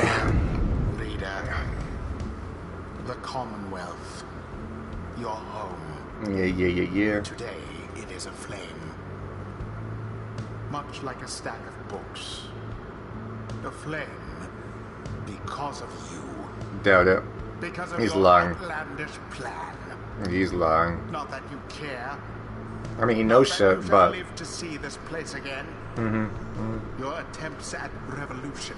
Oh, I just noticed the poison So dripping. by all means, keep trying. Oh, I'm barely listening to you, dude. Don't worry about As it. for myself, I shall enjoy presiding over these remaining rites. Preside over them and shut the fuck up. Okay. And the rite is set to commence, but your adversaries, they have failed to show. Okay, who? Perhaps he wonders if the essence decided not to show, knowing that they would not have another chance at the liberation rite. Indeed. As the rites are drawing to a close, some of the triumvirates whom you have met, perhaps they begin to decide the star's not worth heeding any longer. Tamitha. You wonder whether or not she would give up as the rites like that. She's one of the winged harps of the Highland remnants, now bound in exile. Her fixation on the Commonwealth seemed not easily dissuaded, though perhaps she decided to pursue revenge some other way. In any case, we have begun the ceremony here, so I ask that we end it. Who shall it be this time? Okay, well.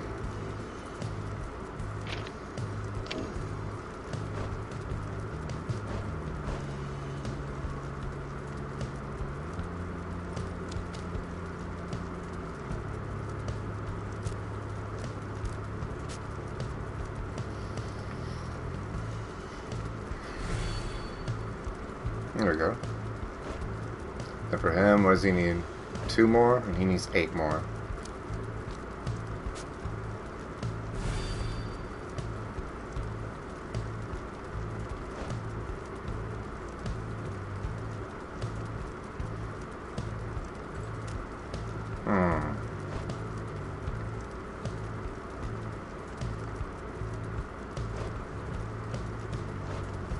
Let's be more efficient. We all about that efficiency. So we're not going to give a care about... Oh, wait a minute. Oh, +1? Qu'est-ce que c'est? Where did that come from? A little sparkle dust just fell off? Okay. Let's go. Volfred.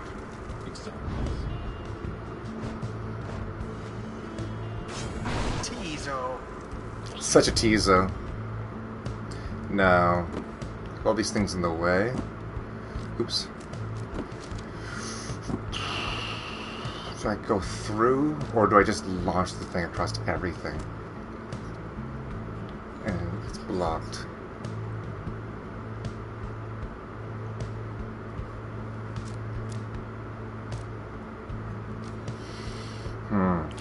There's a lot of blockage here, so I'll do that. That's rude.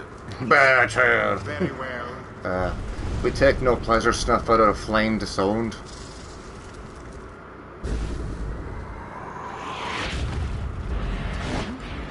Lo, even your adversaries have abandoned you.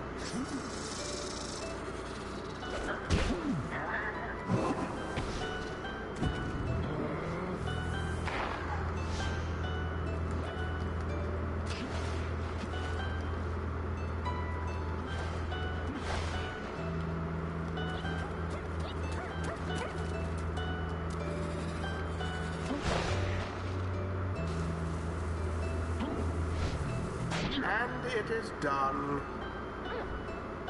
The Nightwings prevail by default.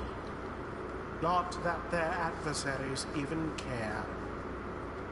Cool. Got that trophy the easy way. Oh yeah, as you can see, that is a trophy for beating a team in less than 3 dousings. Crush that goal.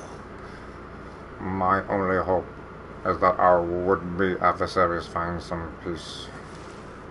I mean, yeah, I don't feel good about that. Are the teachings of the scribes. So, oh, that didn't count. I eagerly await our next such outing.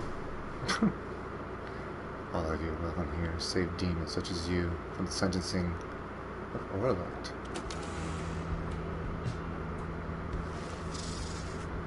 No one speaks further of the essence back at the Black Wagon. Everyone is instead preoccupied with the right that has come. Home? Okay, 1 second, guys. I'll be right back. I do a pee-pee break.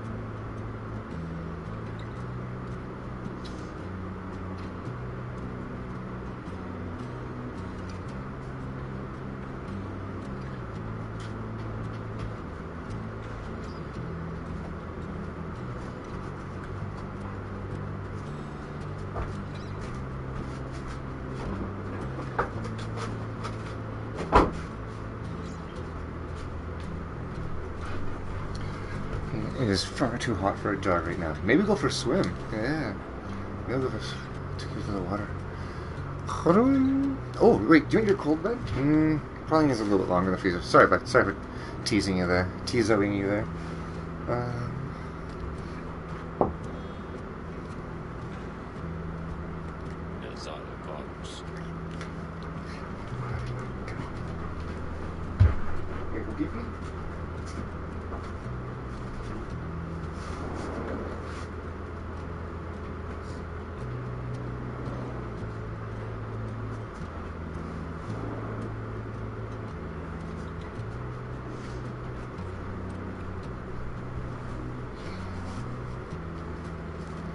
Okay.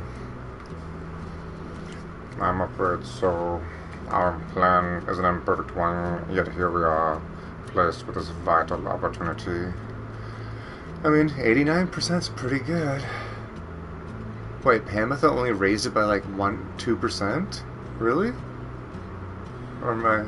No, it was 86. It went up 3% thanks to Pamitha. Really? No. No damn way. I think it's a little bit of an undersell. He looks over to you. Look at my boy. Please go see for yourself. I think we all know where we are headed next. Yeah, I expect I know whom we shall face when we arrive. He does turn to you as well. You turn toward the wagon doors and know you shall see out there. Now, however, the time has come to face it. But there's a fruit in the wagon. I want the $5 with the fruit. The dim and fading light of the final stars still pierces through the darkness, demanding your attention, guiding you toward the end point of your path. You see the plane of the golden star of Solium. Let's go for it. Look upon it for the last time.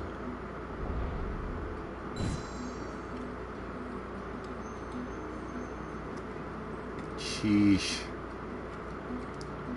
They can make a Pyre 2, where all of these guys, because the star of Selenium falls, that was the only thing that was like locking them out. And so it's the return of all the Titans.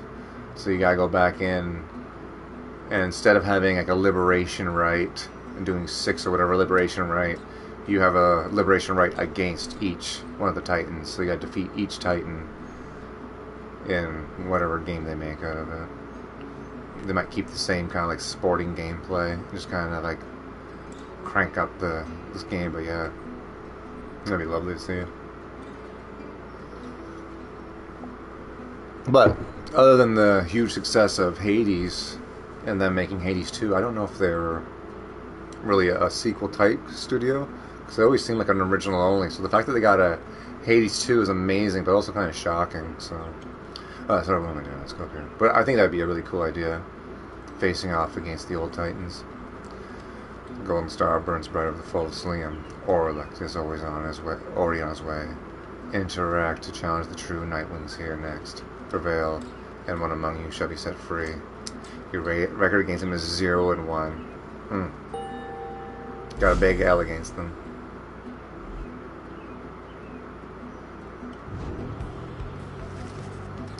You're summoned to the fall of Selenium for your 7th final liberation rite. Thus shall the cycle of the rites be ended for an age. You sense that if the rites shall ever commence again, it shall not be during your lifetime, or that of any of your companions, even the longest-lived ones. The stars reveal to you one more thing. The adversary whom you shall face shall be Orla. Already he has grabbed the scribe's gate and is awaiting your arrival. The 8 scribes created the Nightwings in their own likeness. Perhaps it is only fitting that the Nightwings should, and in the end, be forced to face themselves. Orla. Curse this damnable cycle. That it must pit us against him in this, our final chance. Let us retire for the night. We shall not have any more chances for rest before our journey's ended. The group disperses as exhaustion set in.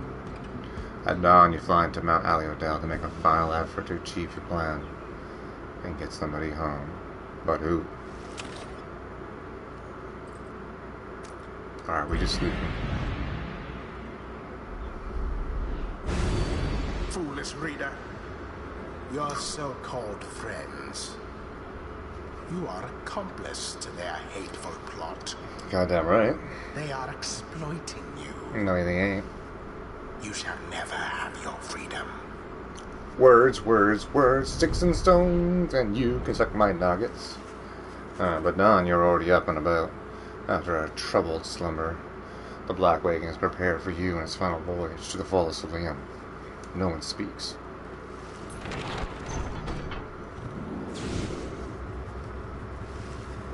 As you look into the skies, the lone minstrel raises his voice, cutting through the somber mood. A certain old ballad comes to mind just now. Yes! I think it may befit the circumstance. Perhaps it may help pass the time along our flight. Would you mind it very much if I were to play the song for the Nightwings? The lone minstrel wishes to play his ballad by your leave. Dude, by all means. By all goddamn... I'm not going to read the other one. I'm not going to read what it says. You urge the lone minstrel to play his ballad so that all among you may hear it. He begins without another word.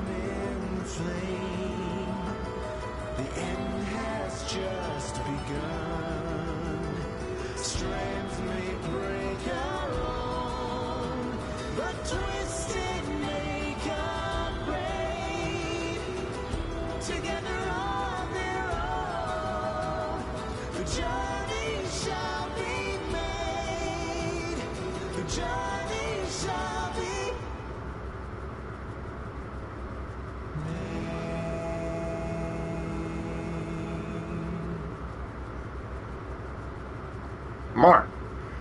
Keep going. That's it? All this time? You wrote like 2 verses? Damn it! I want more! Check it. Oof. Feels like our engine's running out of magic sparkle juice. Oh, that's not great. Wait. That's not great. Ain't that the bad guy all juiced up?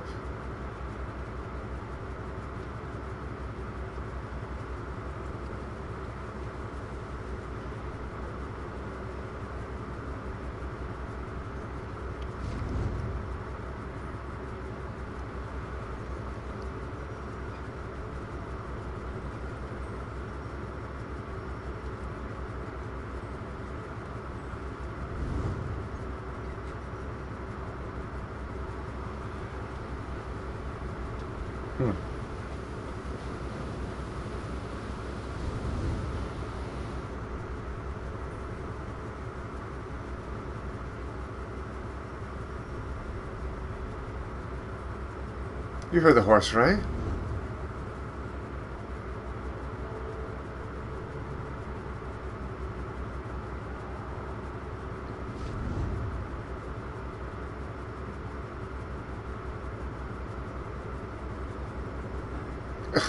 We made it. Oh, maybe not. Guys. Fulford will gain favor.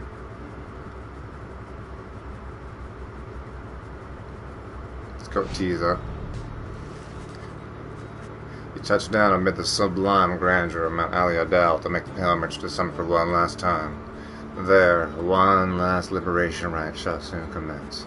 Here, one last exile shall regain his or her freedom. All others shall remain to carry out their sentences here in the downside for the remainder of their lives.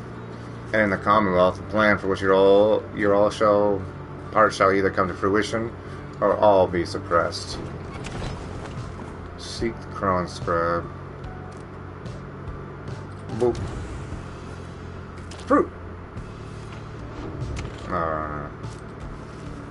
Let's finish this. After having landed, you joined Tizo on an expedition to the monument of Molten Milithe, for what was likely to be the final time. Hello, great-grandfather. I've come again to ask you a favor, if you please. My friends, they wish to all return to freedom. I was hoping that you could help them, just this one last time. I understand that they cannot all go home, that this is beyond even your power, now that the Titan stars have spread across the night. Yet, by your leave, I wish to help them this last time. They are my friends.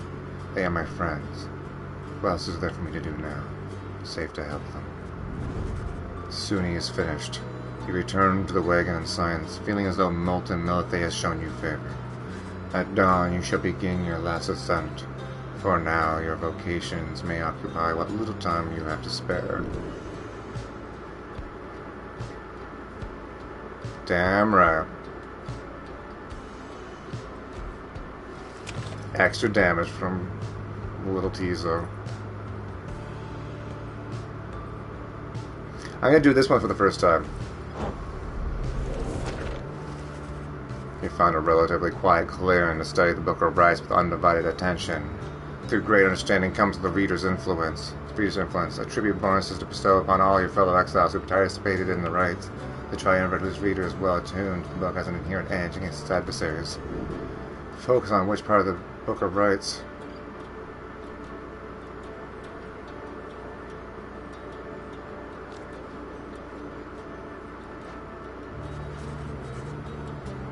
You attune yourself to the strange and mystic properties of the Book of Rites, embracing such as... What? This entire time it was a permanent upgrade? I thought they would...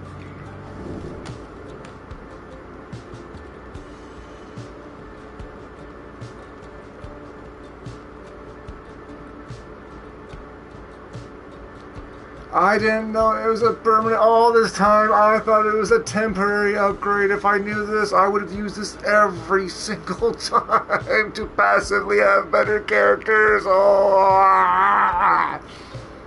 God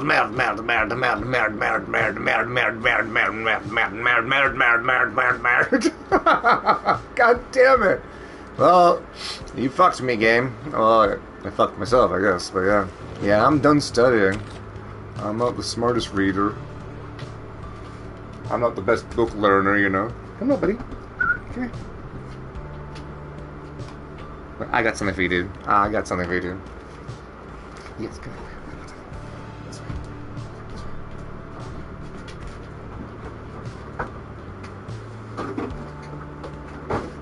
Oh, shit, son. Got your ice bag.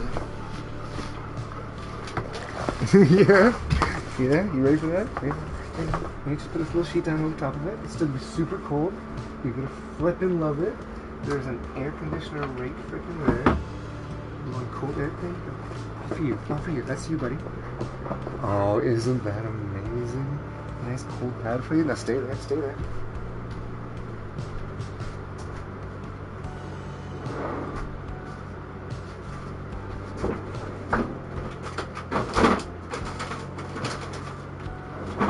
Because you know, like father, like son.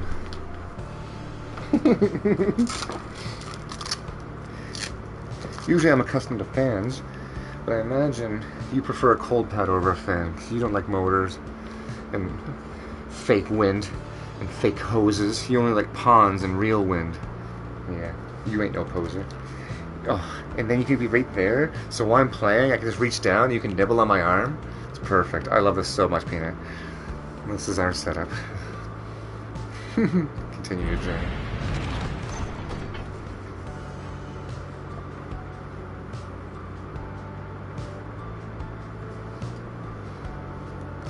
Off to the Scraps gang.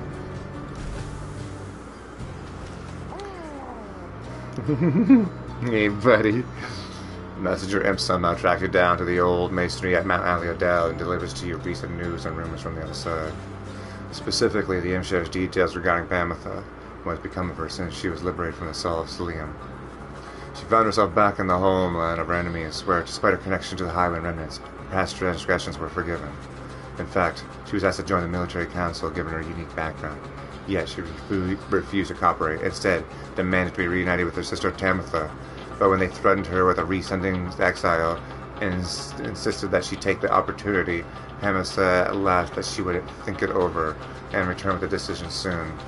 Next she was seen, however, among Volfred's sons and daughters of the revolution, where it was said that she attached her loyalty, at least for the time. You thank the Imp for bringing you this news, which soon gets your companions talking.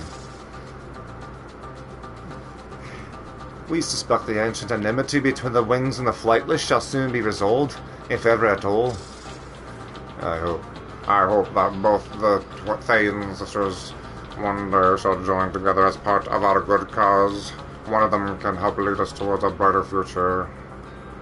Clan Thane, a feared clan of the Highland remnants. Pamitha and Tamitha are its surviving members.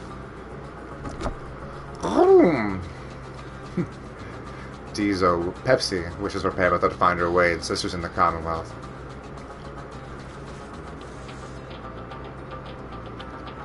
In spite of some mixed feelings, the news of Pamitha's liberation fills you and your fellow exiles with resolve. Your companions gain +1 hope for the next right.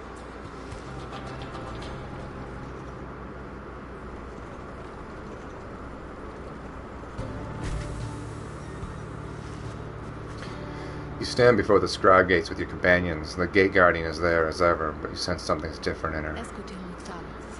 The exiles of the Nightwings. We shall not meet again after this coming rite. Tariq and I. It shall be time we take our rest, I think. Greetings, Celeste. I would tell you that the Nightwings are prepared, though this time I am uncertain amongst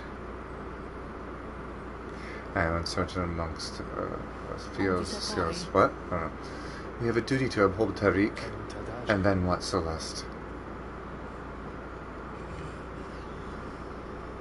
Alright, cool. And then nothing. None for the rights or us. Not till the dawn of a new age. Now, Nightwing, step forward. Please state your names and what it is that you seek whilst crossing the Scratch Gate. One by one, your fellow exiles approach her, now with sureness in their step. If I may, my name is Wolfred Sandalwood. I long as yet to see an age where freedom is one's birthright, and no longer are good people such as these forced to contend for it. We're a cult, big bird, dude. We seek to fulfill the plan of Sandalwood over here, for we are fond of him. We kind of like his dangle and his beliefs, and then we go about our business. Kri-ha-ha. Pepsi believes that his ancestors are watching over the Nightwings and seeks to live up to the legacy. Finally, you step forth once more. You, a crippled scholar who vowed to help his friends be free again, who managed to come this far with this group. The gate guardian observes you for a moment, then motions past the archway toward the summit. The 8 scribes bid the Nightwings welcome. Go forth with glory. Except for you, Tariq. You stay right there. I thought you said... The rites are not yet ended, Tariq. He looks to her, then over to the rest of you. Pardon me, everyone. I shall be there when the stars align. The gate guardian and the low minstrel remain together as the rest of you depart.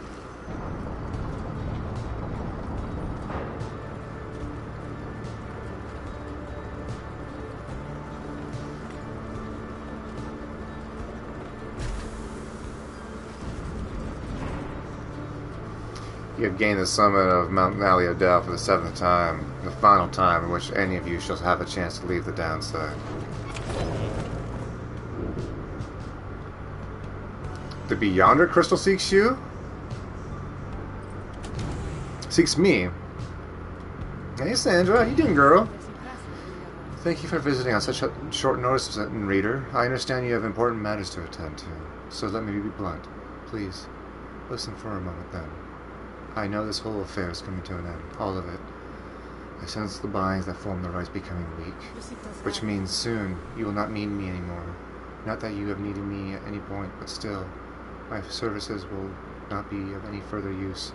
I would love to tell you that this means I shall be free of my eternal prison. For some of my beyonders, it shall be a release. My accomplices are bound by weaker words than those which have bound me. They shall fade away, I think, and finally rest. I, however, shall remain. She hesitates for a moment. Thus, I have a proposition for you.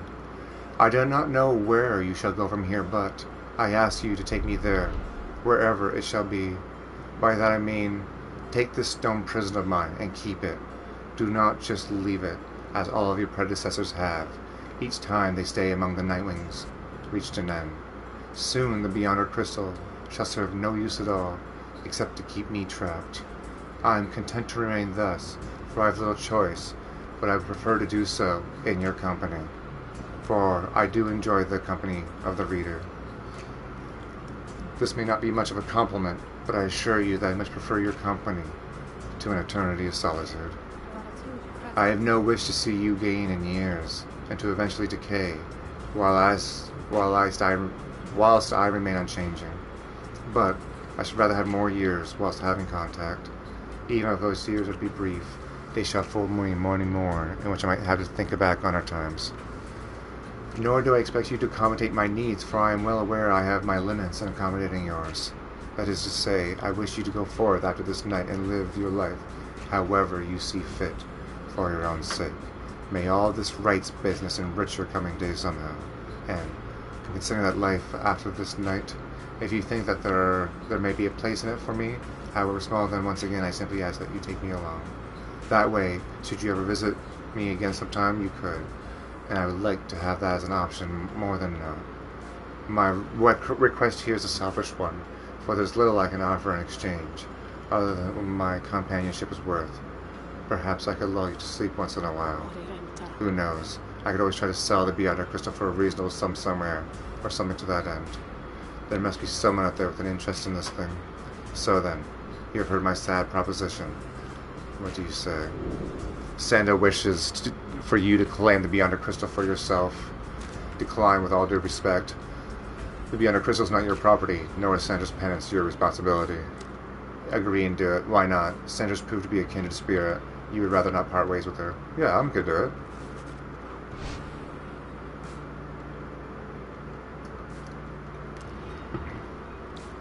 You grasp the Beyonder crystal and set it into the folds of your clothing. Sandra senses this and makes a sound, as though surprised. Thank you, Rita. She's at a loss for a moment, and then, let us go then, from this place. Go and face your last remaining adversaries. May you crush them under heel, and achieve the outcome which you seek. I believe that you shall prevail. She disappears into the stone, for now. You took the Beyonder crystal with you. Let me just come. Hey guys. I guess you probably heard the big news, huh? Yeah, I'm going out of business here, I guess. Just hasn't been the same, with all the stars all fading out and stuff, Anyways, just want to say you guys are great. I'm sure going to be missing you guys as customers and all that. But I got some news, though, too. All my stuff is all on sale now. I will throw a little extra out there for you, okay? Just for you. So, enjoy. And may I always see you guys around. 5. Great. Thanks, Ron. You're a peach, Ron.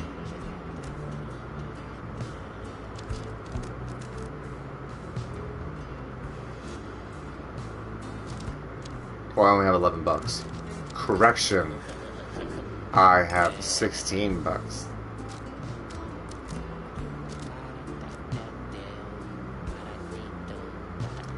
Okay. I think we're good here. Be seeing you around.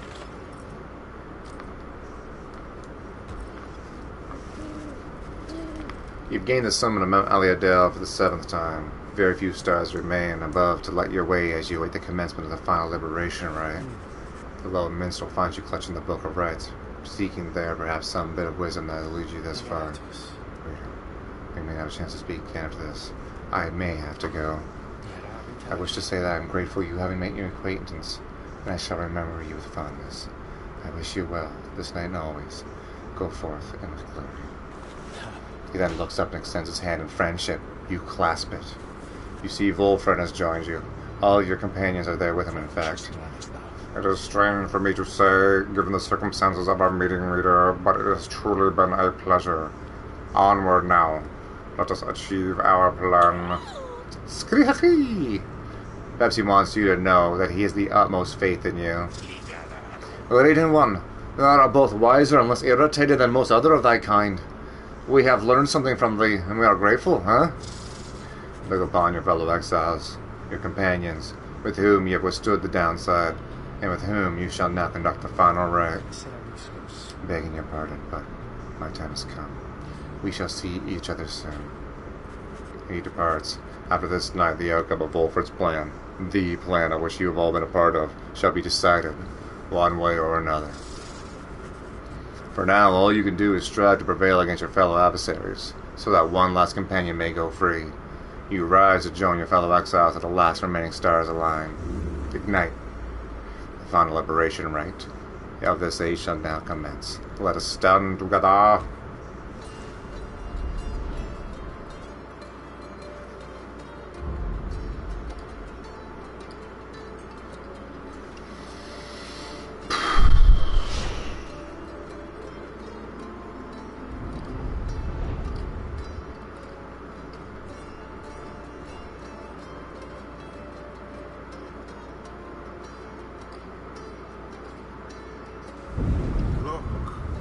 One last time upon the fall of Solium, dear reader. Hear me for one last time. For soon the few remaining stars shall fade away, leaving you stranded there for your remaining days in that forsaken land where you deserve to be. The rabble that you roused here in the Commonwealth shall be put down. The exiles whom you liberated, all shall fall in line. But first, let us get on with this last liberation rite. You face none other than yourselves, each so unlike the glorious Nightwings of yore. 'Tis a shame that one of you shall soon be free. Totes my For you goats. deserve each other.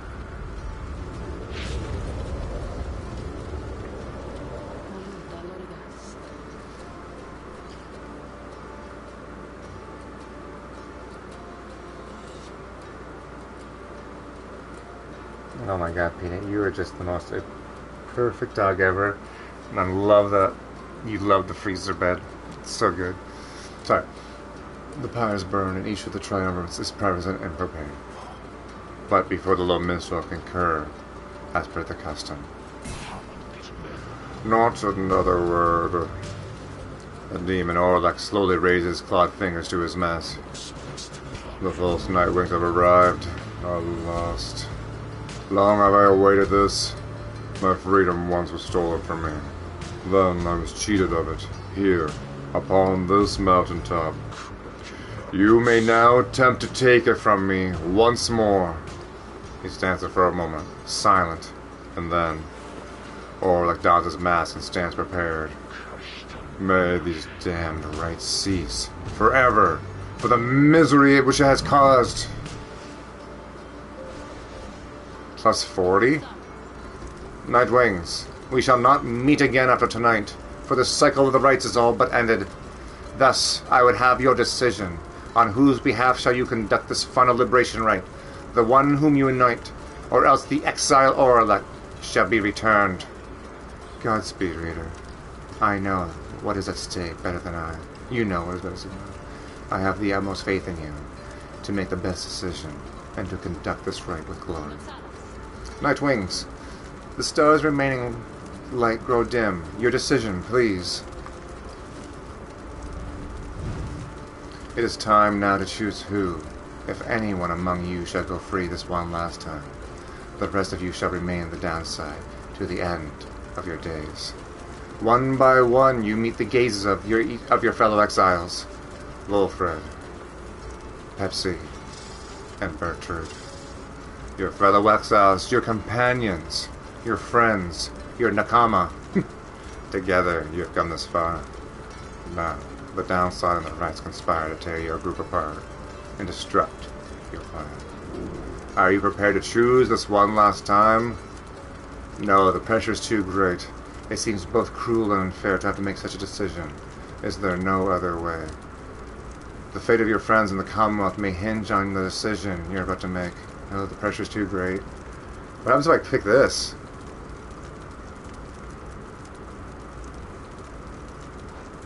Let's see. Having to make this last decision is unconscionable. It is too much. You hesitate, but then you sense a reassuring voice enter your thoughts. Do not give in, reader. Do not give in. We stand with you. The choice you're about to make, however you shall go about, and whatever the outcome, we understand. And so, you need not hesitate, and you need not explain. So please, trust in yourself. For all the rest of us, we trust in you. You reconsider what you're about to do. You cannot back down. Are you prepared to choose this one last time? The fate of your friends. Okay. With but a glance, you reassure your fellow exiles that you know what to do. One final opportunity for salvation. Too bad for the rest of you.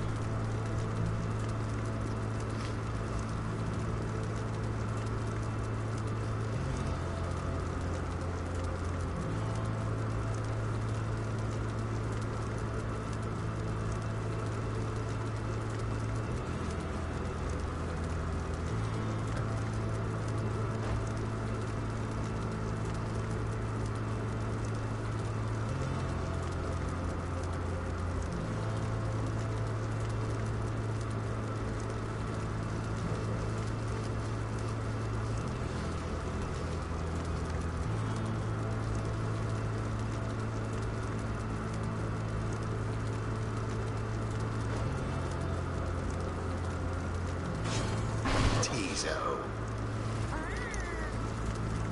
Hurrah. Pepsi's deeply moved by your decision, but regrets that you're forced just to choose one. Your choice is cast. As for your other companions, you sense a clarity of thought and purpose in each of them. They stand ready to support Tizo as well as you. Who shall lend him support? Oh, I didn't even see what he had equipped. I'm assuming his... Okay, yeah, it was his. Oh shit, I didn't get this extra quickness. I think watching the last episode only makes the most sense in the story. What's going on, bud? Some of you might be a little late, but hey, it's a good game. Welcome. Oh, man. You don't understand, man, the emotions. There's just all of them. All of these god dang emotions. So many god dang emotions and hard decisions after the decisions we made. God damn. An emotional ending and I'm like WTF is happening. Oh, yeah. Shut the fuck up, Donnie. You're like a child that walks into the middle of the story.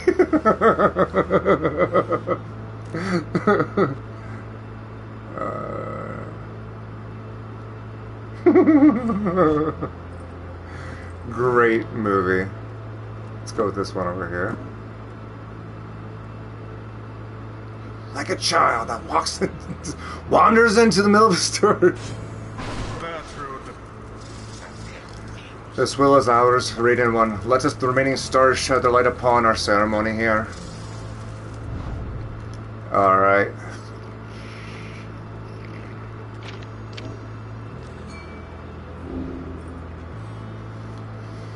Let's go!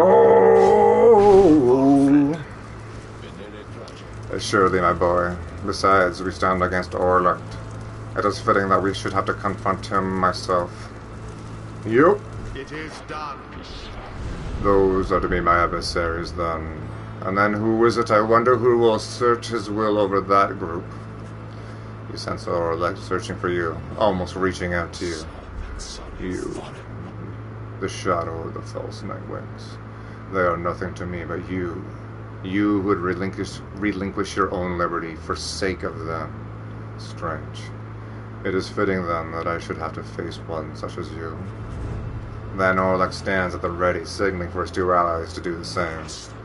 By the light of the dawn, the cycle of the right shall cease. Let us see if we can finish this ordeal before that time. The sky above begins to shudder. The final liberation rite is about to commence. Tariq. I am prepared, Celeste. Hello, Peanut Butter Bear. Then let our song this evening shake the stars themselves. Aye, Celeste. Let us make sure of it.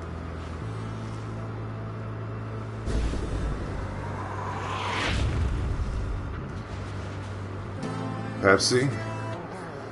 Pepsi fumbles with his mask. Hello!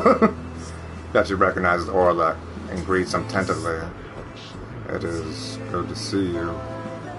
Orlek reaches for his mask in turn. That was the horn. Mended? Cookie. Pepsi indicates his horn has not bothered him for a long time now, and thanks Orlek for it. Good. A full recovery then. Oh, he helped Pepsi with his horn? Oh, that's where he got that ribbon from.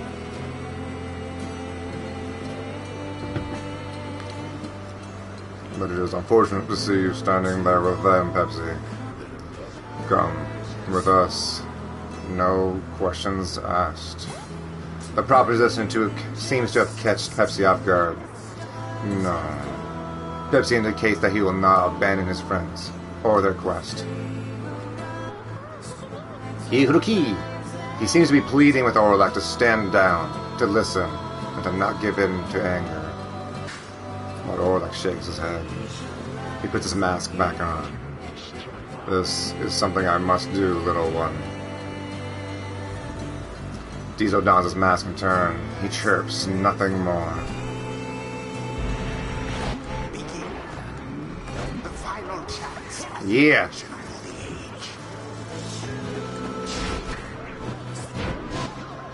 Go, Pepsi!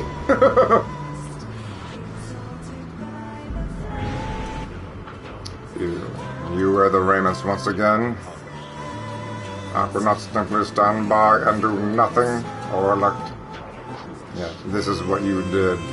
When last we stood together on that blasted mountain, I fell, and you simply stood. Or elect. What shall it take for you to be convinced I took no part in your betrayal? Orlick seems to consider the question, but only for a moment. Give me my damn freedom. Let me prevail, here and now. Would you promise to uphold our plan, to bring about a better Commonwealth? Orlick and Volford's dream to one day see the Commonwealth turn to a surer course. Both are planning it? No. I make no promises. I owe you nothing. But I'm sorry, Orlick. My love of country comes before all of this, more than your freedom and our friendship's stake. Your love be damned, Wilfred. Let us stand as adversaries then.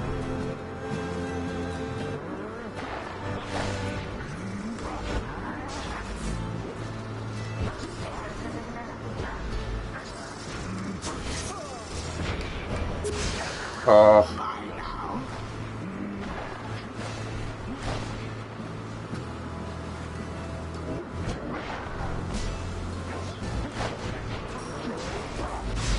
Oh, you bastard! Tricky fuckers! Merely a glancing blow. Ooh. Okay. The skies were in ash. Soon your piles own mingle with them. Just then the skies above begin to rain down fire. The final throes of the cycle of the rites at the ending of the age. Mm-hmm. Wait, what? Simply abhorrent. Fucking excuse me? How he has changed, that woodlick. Fuck you! Old and bitter all these many years.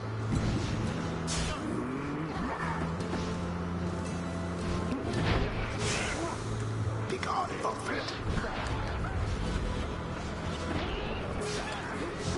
Ooh. Yeah. No!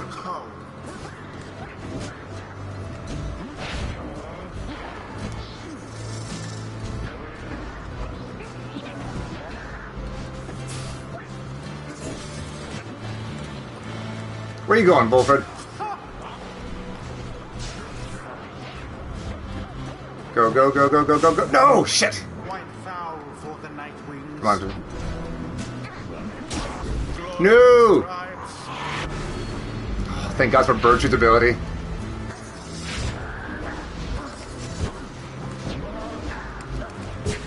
Yeah!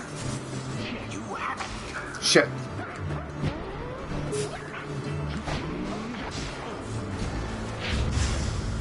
That was the last of them. Go, Pepsi, you beast! No! Damn it! No! See it coming.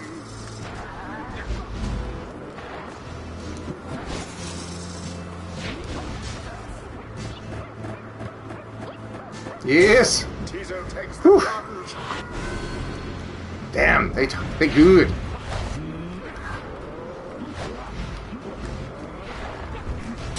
Shit. Wrath, not glory. Now we strive that Orlek. That's it. Shit!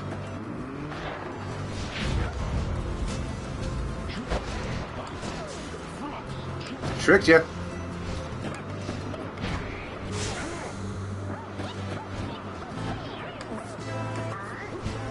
Go, go, go, go! Yes!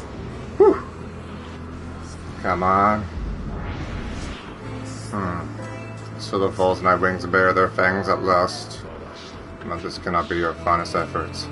You think you deserve your freedom more than I. Then fight for it, damn you. You have an ability that kills all my dudes. Yeah, I'll fight for that shit. Yeah, right.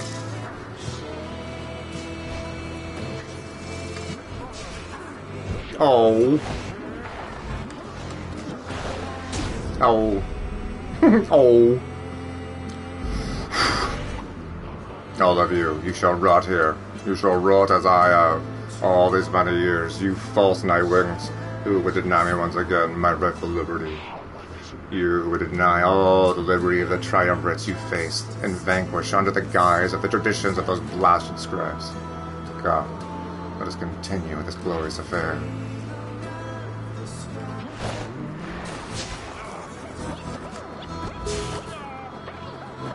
Fuck all y'all!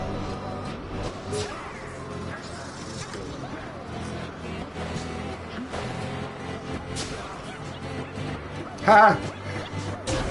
Tizo spanks your ass.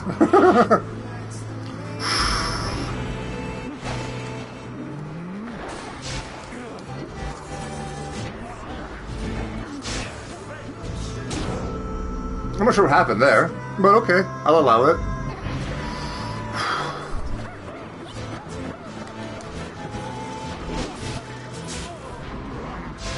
Shit, really?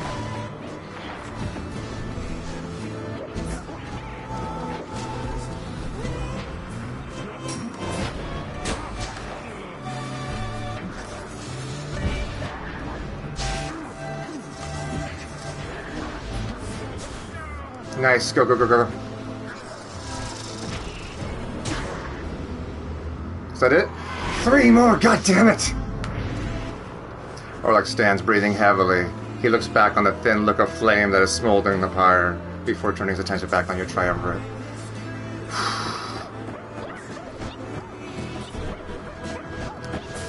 Shit!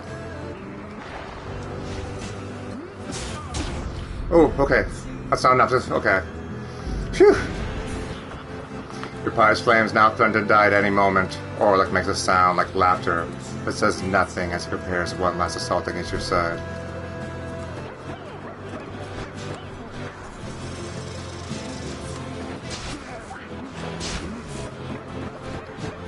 Oh, Jesus! What? No! How? No, no, no, no, no, no! Whew! Get the fucking teaser, you idiots! Go, go, go, go, go, go, go! Whew! Oh my god, that scared the shit out of me! That scared the shit out of me! He just blasted right fucking past it! I gave him too much quickness. Thus ends the liberation rite. And thus the scribes have chosen.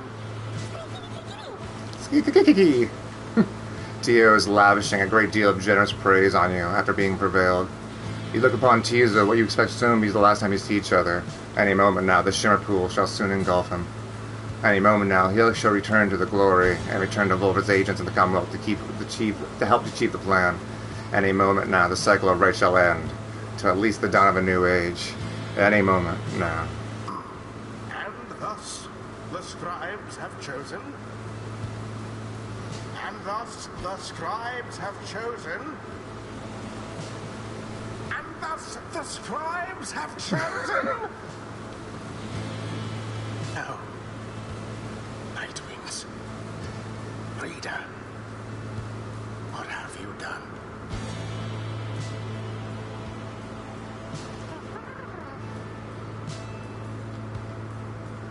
Pepsi seems very concerned all of a sudden. Something's wrong. Each prior time at the Fall of Solium, the Shimmer Pool has opened, following the liberation rite, and taken in whichever exile prevailed. But now all is still, and the light of all the stars above has all but died. You sense a growing fear that it is already too late, and that the Shimmer Pool shall not reveal itself again. Orlok approaches, his head bowed. The scribes have saved their greatest treachery for last. Then something else catches his notice.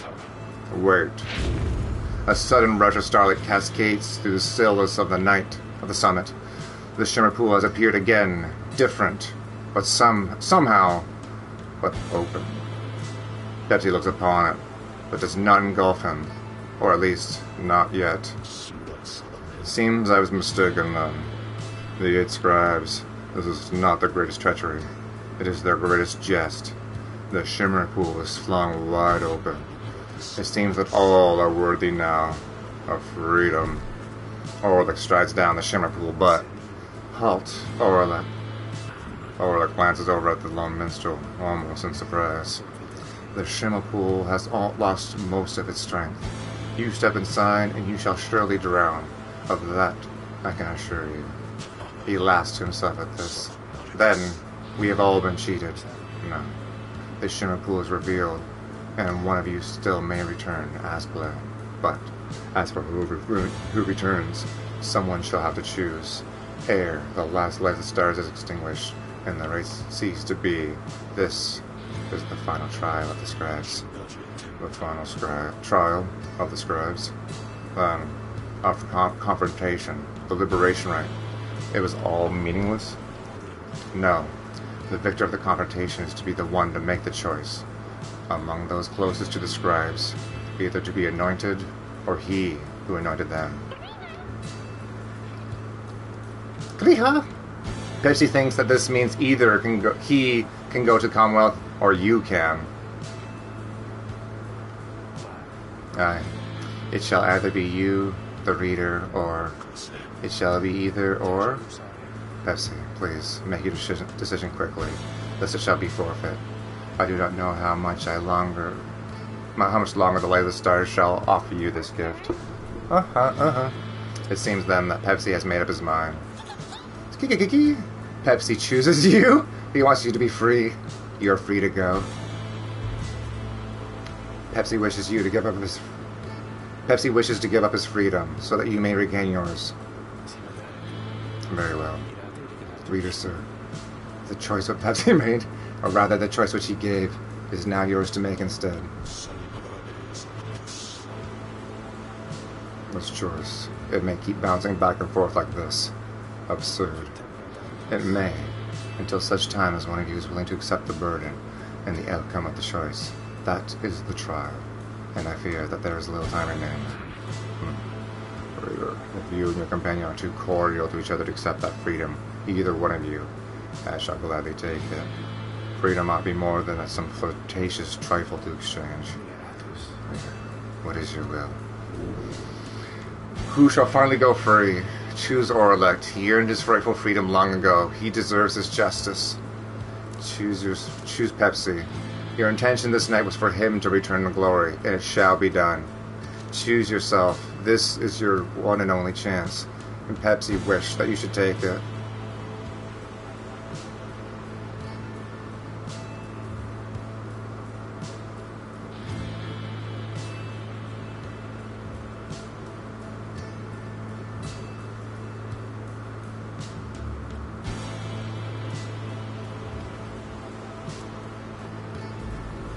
Your mind is made up.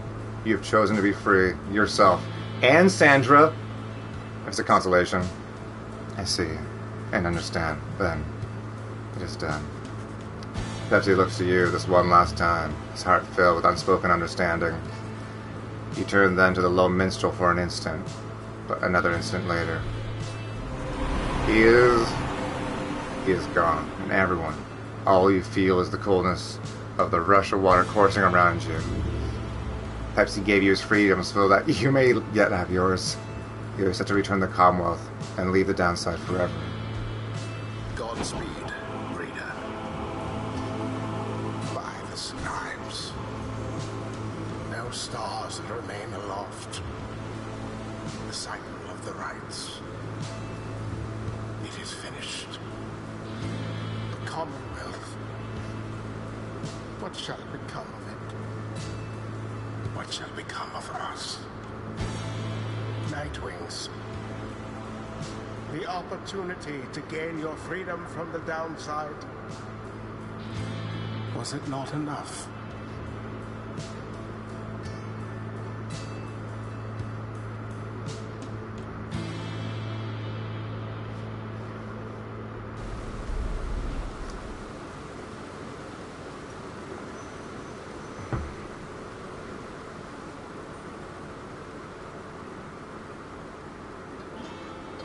That night, an exile reader returned to the Commonwealth. He was to be the last. The stars had faded, and the cycle of the rites had run its course.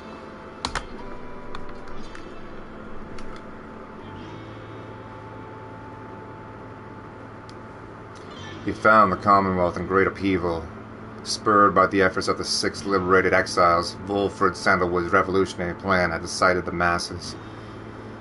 These exiles in the starless sky portended the return of the scribes. The people surged into the streets, shoulder to shoulder. Led by the 6 exiles, their voices shook the heavens. The leadership of the Commonwealth panicked. No blood was shed that night, and by dawn, it was over. The leaders of the Commonwealth had cast themselves back into exile, or joined in this new cause. Thus, in its 838th year, the Commonwealth had fallen. The new Sarian Union declared its sovereignty in the next year. Among the changes its elected leaders ushered in, they vowed never to cast their people into exile. And they abolished the old Commonwealth decree forbidding literacy. Today, we still remember all of this. And we remember the exiles of the downside, whose deeds led to the dawning of our age, whether they returned or not.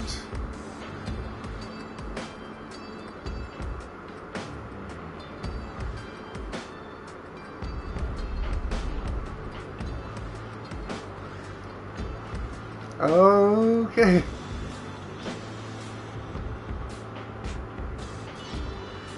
Yeah. What, I could have freed Ron? Choose someone to learn what became of them since you last met. Oh. Look at this. Shit. Alright.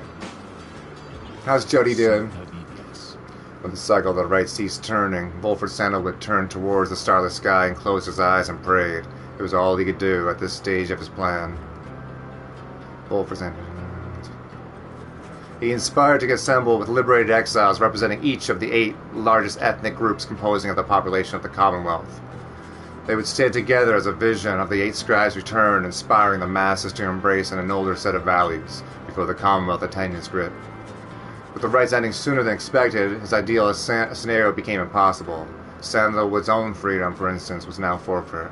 Yet, the plan did not have its contingencies. Fortunately, most of those contingencies did not prove necessary.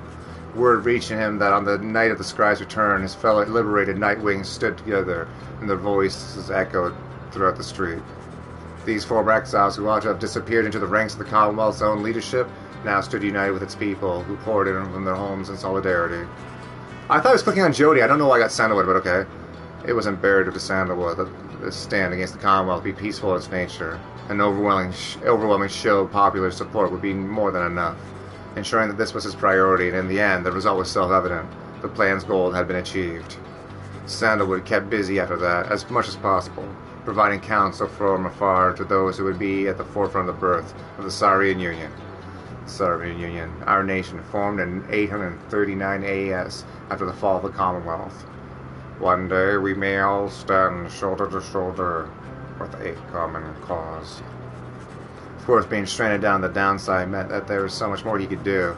Resting assured that the future of the nation was in capable hands, he turned his attention to the remaining exiles on the downside. They might never return to the new nation, but at least they could experience its triumphs and its struggles in some vicarious ways. So he took his old work, writing and printing.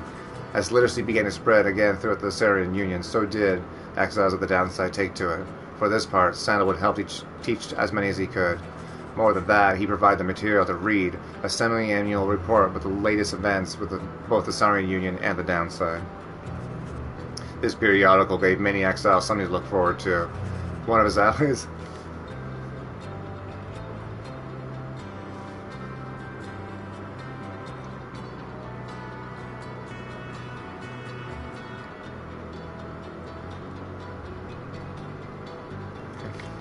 one of his eyes, and all this was his Aunt Pepsi, whom he traveled all the way across with the downside. Sandalwood often cited Pepsi as the wellspring of his own enthusiasm for a brighter future, such as the creature's spirit.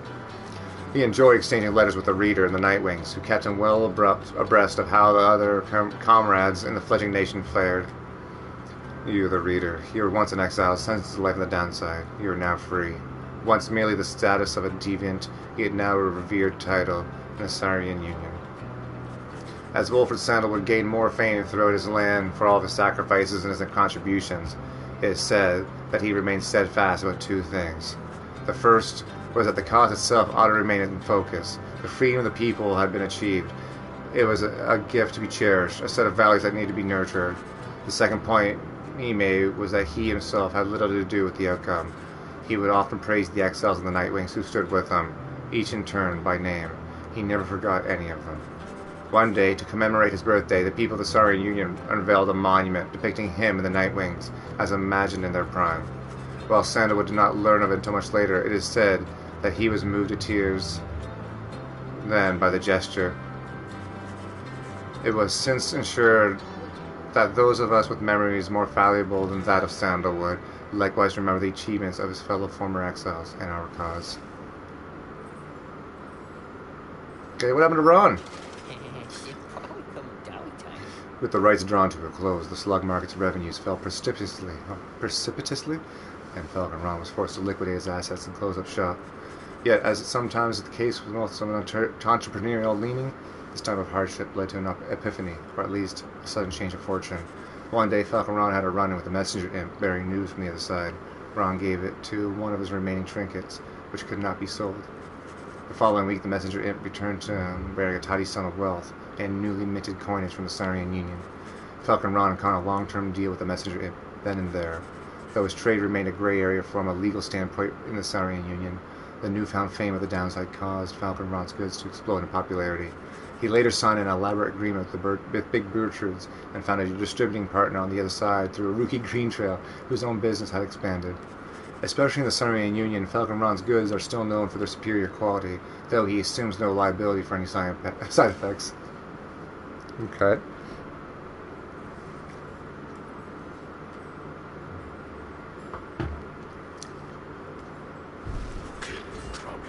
After the shimmer pool closed for what had been the last time, Orlek looked around him in the flickering light of the Nightwing's still burning pyre.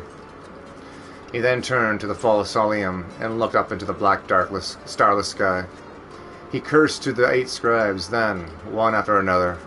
After that he strode forward towards the waters coursing from the side of Mount Aliadel, and, without hesitating, he cast himself down.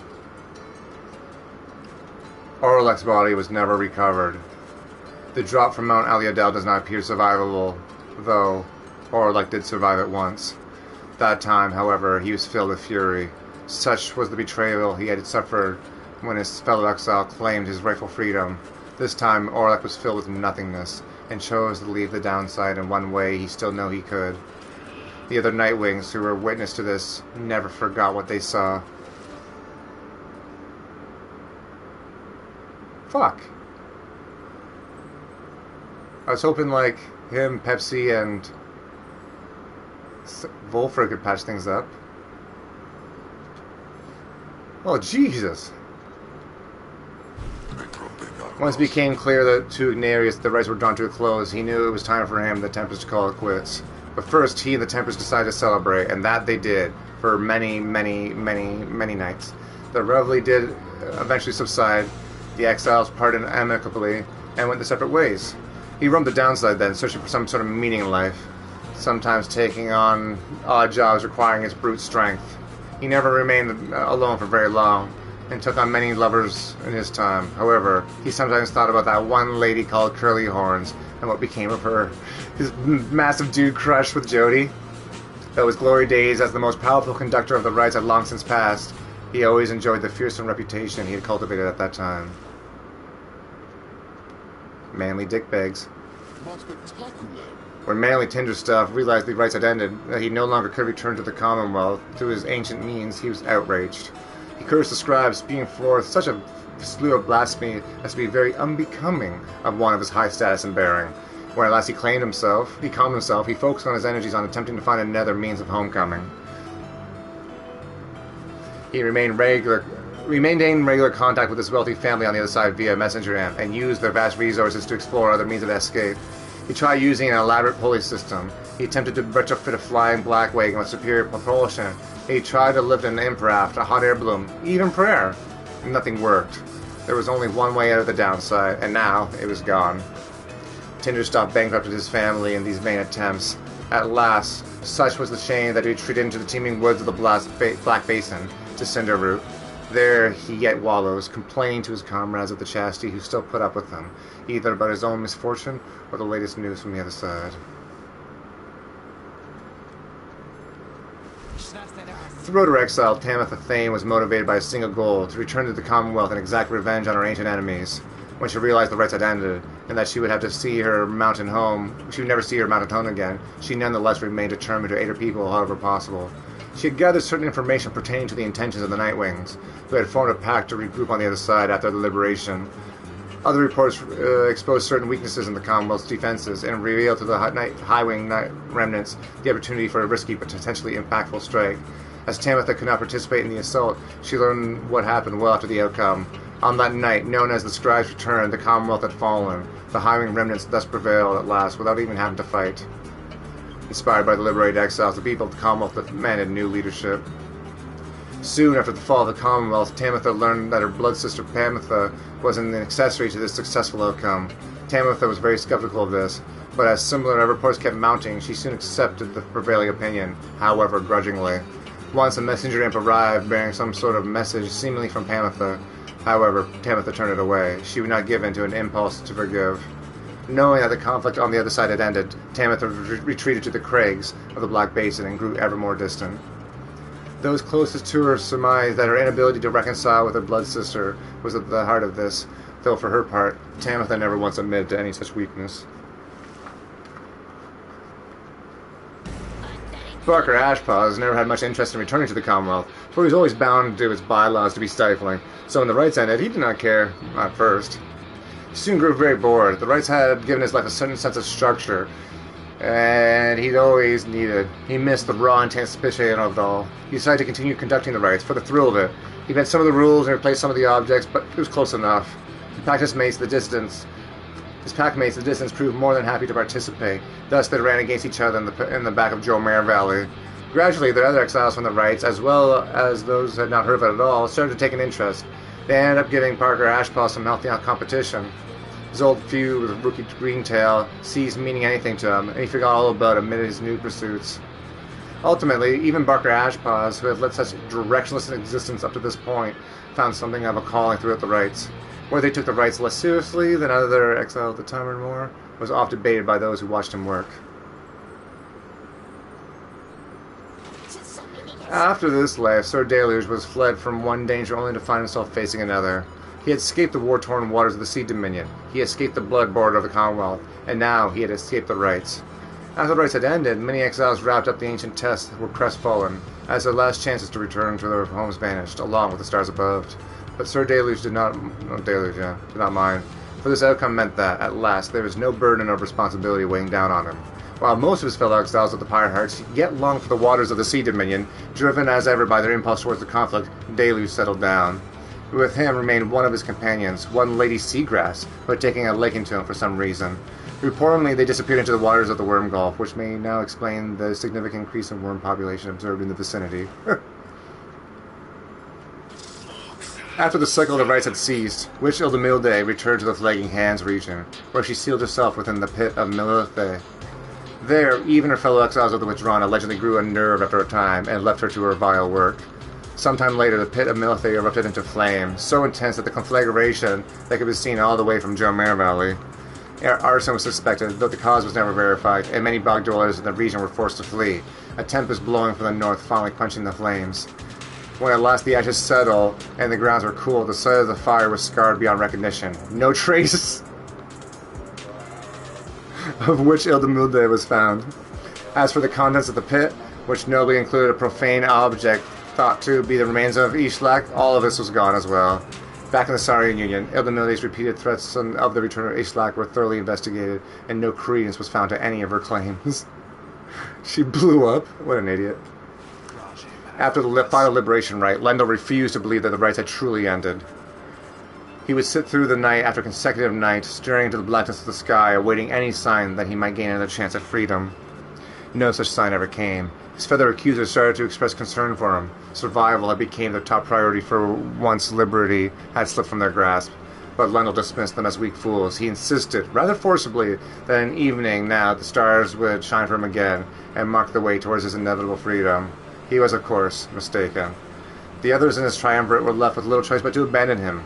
After that, the exile known as Lendl the Liar was never seen again. However, there have since been sightings of a bedraggled demon who wanders the downside and bears Lendl's cruel countenance, suggesting he yet lives. Yeah, Yendel going horns. As the cycle of the rites drew to a close, it grew evident that the chance of freedom from the downside had forever slipped from Dalbert and Alma and Oldhart's grasp. Thus, they and the exiles of the favor turned to Jomare Valley, where they struggled to get by, as exiles of the downside tend to do. Sometimes after the rites had ended, the old heads had last heard news that the Commonwealth had fallen.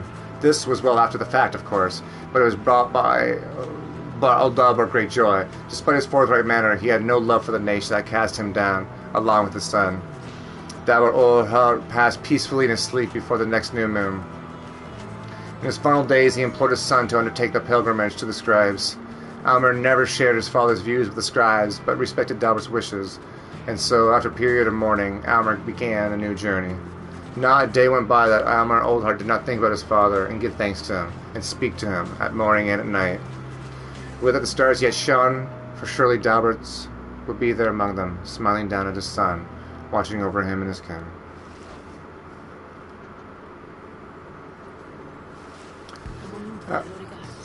After the cycle of the rites ceased turning, the lone minstrel bade the remaining Nightwings take the Black Wagon and seek their fortunes elsewhere on the downside. Their parting was heartfelt but brief.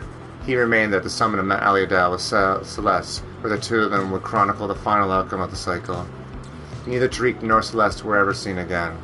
We all know this now through song attributed to them. Some claim these songs originated in the taverns of the Saurian Union and merely were imbued with the weight of folklore.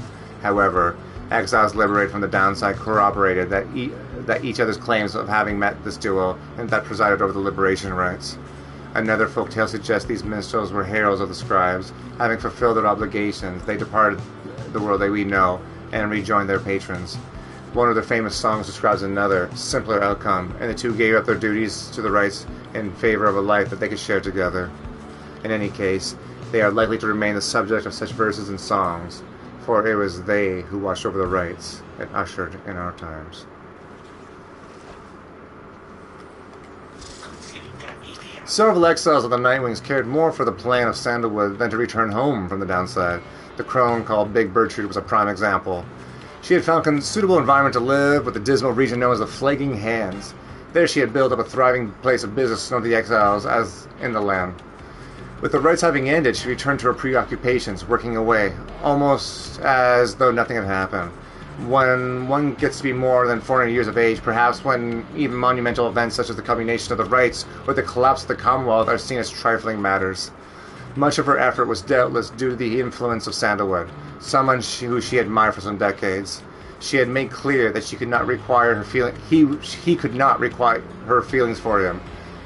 But what could have been a hurtful dismissal led only to a deeper understanding between them. By and large, Bertrude kept focusing on her work. Whether casting small enchantments or imbuing talismans, the work brought her a sense of purpose, she would say. In the Commonwealth, such services were strictly forbidden, but on the downside there was really no need for simple luxuries, with the competing slug market could not always provide. Thus, Big Bertrude continued to live up to her name, and tales of her days with the Nightwings made her that much more of a living legend.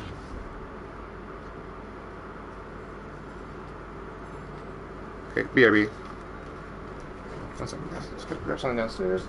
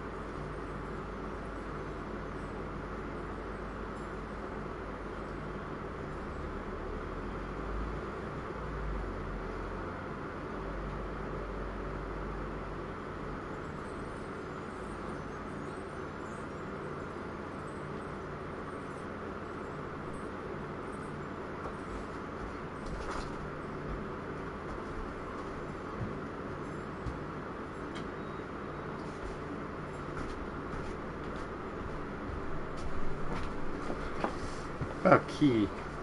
We got a beak. Alright, let's finish reading these up here. So weird that that's her haircut. After regaining her freedom, Pamitha Thane found herself in quite a difficult position. Having once betrayed her people of the Highwind Remnants, she knew that she would not be welcome in her native home. She did not trust the Commonwealth either. Instead, she found her place among Volford Sandalwood agents who were busy doing their part to fulfill the plan. As it turned out, the plan was a success, and Pamitha Thane stood shoulder to shoulder with the other fellow exiles, and truly, they were a sight to behold. A disturbing rumor later spread that that night, the Highwind Remnants were slated to mount an assault, for which, for some reason, never came to pass. Pamitha denied any knowledge or involvement. Afterward, Pamitha played an active part in negotiating terms between the Highwind Remnants and the new nation that would become our Sarian Union. Her previous attempt at something of that sort led to her exile. She must have felt some sort of satisfaction to succeed this time around. Sometime later, Pamitha had an unexpected run-in with Rookie Greentail, with whom she had spent a fair amount of time with traveling with the Nightwings. Under these new set of circumstances, it turned out the two had more to talk about, and rather more in common. They would often put it to test which one was able to outdrink the other. It is unclear as to which one prevailed in that contest in the end. One day, Pamitha received an invitation to return to the Highwing Remnants, where she was to be fully pardoned. She held out a hope that she might see her blood sister Tamitha there, knowing full well that Tamitha did not regain her freedom. Tamitha did later learn that Pamitha was welcomed back by her people. However, she never responded to her blood sister's attempt to contact her. Pamitha in turn did not expect forgiveness from her at any point. Nevertheless, she kept on trying to reach out. She said, to ruffle up her feathers just a bit. Later, when asked, Pamitha Thane admitted that she felt as though she had no home to call her own. This was during an interview conducted amid an extensive trip abroad, for she had traveled thousands of leagues beyond the bounds of the Saurian Union. Pamitha continued to journey thus, citing that it reminded her of when she was younger, and she could fly unfettered.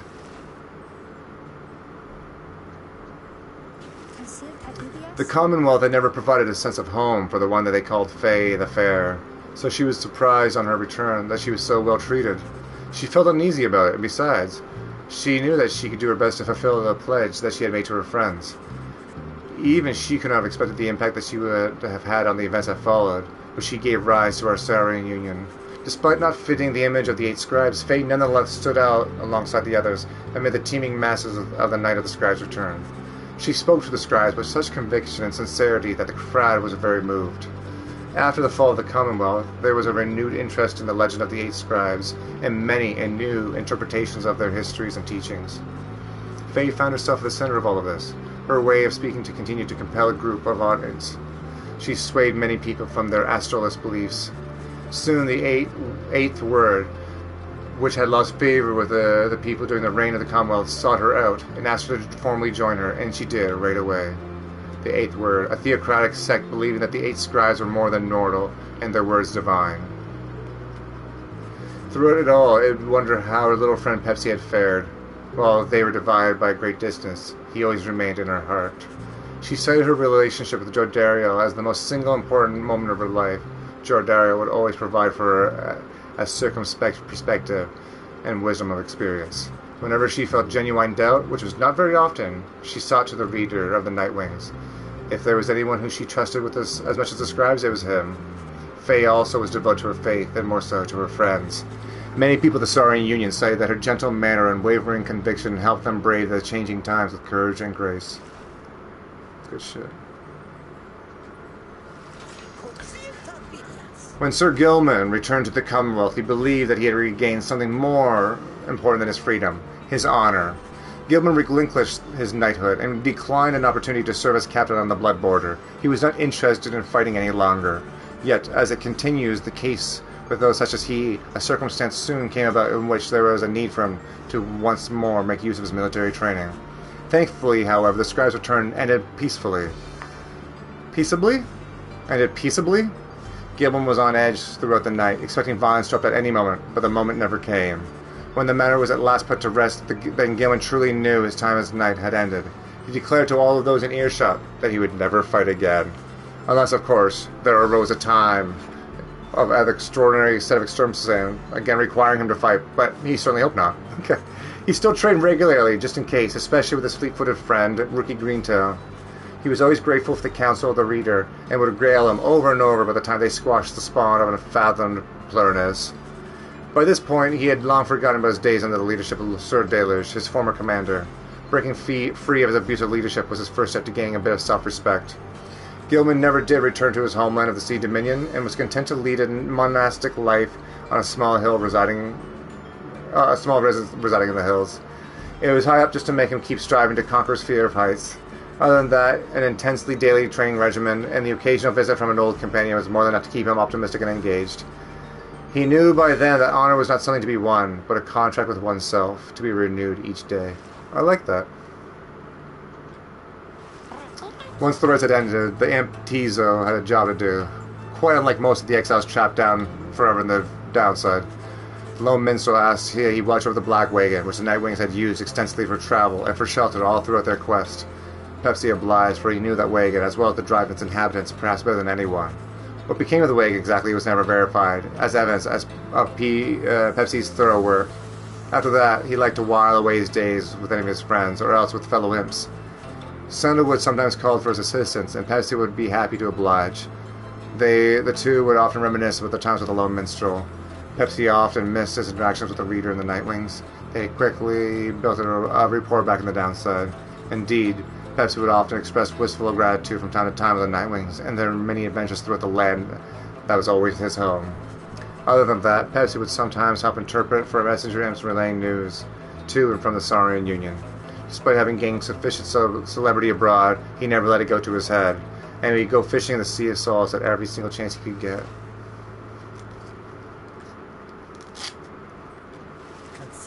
After Ryuki Greentail regained his freedom, he returned to the lavish welcome ceremony in the Commonwealth, as with a tendency for liberated exiles. It was everything he could have hoped for, and soon he was well off, surrounded by luxury and choosing between various exciting opportunities. However, he must have given in to his better judgment, as he did end up signing with Volfred Sandalwood's revolutionary forces, as promised. On the night of the scribe's return, Greentail was there with many others, inspiring the masses. I've never looked prouder. He never looked prouder. The very image of Joe Mayor Minnie-Main himself. When the dawn finally came and it became clear to the Commonwealth that everybody knew would be no more, he really realized many new opportunities awaited. He began quite a lucrative career for himself, manufacturing and selling replica merchandise inspired by the downside. His main struggle was to meet demand, as an aspect of his conscious caution against making light of such things, but the money was too good, and soon his family was as well off as he always said. One of his orders of business was to seek out one of his old companions, Pamitha Thane, to whom he took a liking to during the quest for freedom. They bonded further over love of drink and supported one another through uncertain times that lay in store. He also kept in close touch with Gilman, ever the perfect practice partner. They would train together often, taking care to stay in tip-top shape as much as possible throughout the years. Greentail always did his best to keep in touch with his many friends, and knew that he owed his fortunes to them. He made a very special point of staying close with the group of friends he came to know so well during his time with the Nightwings, wherever they were. They shared a special understanding that put even Greentail at a loss for words sometimes. After the cycle of the right ceased turning, records of what happened to the Black Wagon and the Nightwings became inconclusive and contradictory. Some accounts suggest that the exiles of the Nightwings who remained in the downside continued to make use of the wagon as their place of shelter and their means of travel. However, there is no record of what happened to the wagon's contents, such as the Book of Rites or the Beyond Crystal, said to be haunted by the apparition Sandra the Unseen. One possibly is that the Lone Minstrel took his leave and took the Beyond Crystal with him, for he was thus obliged. But this line of reasoning, however, the Black Wagon itself should have been taken also. Others remain skeptical that the Beyond Crystal ever existed, or rather that the visions that it granted more than anything other than result of an active imagination or a fever dream. The bog dwellers of the southern bogs offer still more explanation, for they are familiar with binding enchantments. If there existed such an object in which the Sisters of the Ark had been expelled for more than 800 years, the enchantment would have expired long with the light of the stars. What would have been meant for Sandra and the Beyonders is difficult to say for certain. Other than that, it may have meant that they were finally released. Nevertheless, the fates of Sandra and the Beyond Crystal remain unknown. Yet those exiles of the Nightwings who claim to have seen this apparition all spoke of her with degrees of reverence, or perhaps a little fear. Whoa! Can you believe this, reader? Honestly, Sandra has appeared before you, as well as you can well see. They are so far from the mark with all this nonsense. I am wont to laugh. In fact, here goes. She laughs. She's referring to the count of her. You sense that she does not care for it. Well, let them gossip all they like. I merely wish that they would mention you at least in passing, when next they are at it. Though they shall never know half of it, shall they? Sandra seems irritated by the incomplete account of what happened to her. Remain silent. Sometimes Sandra just needs a little time to vent. She values that you listen. Reassure her. The account was relatively flattering despite a lack of detail. It could have been worse. Humor, or perhaps making some light of the situation, will make Sandra feel better. You indicate to Sandra that the real truth of what happened between you would perhaps make too lavacious of a tale to be told in such a format. She makes a bemused sound at this. Perhaps that story ought to get out then. To think that they would go all the trouble to make literacy accepted once again, only to print such drivel. Anyway, let's keep going, lovely reader. We know the truth of it, and that is what matters. She fades into the beyond her crystal for now, and you tuck it away, safe.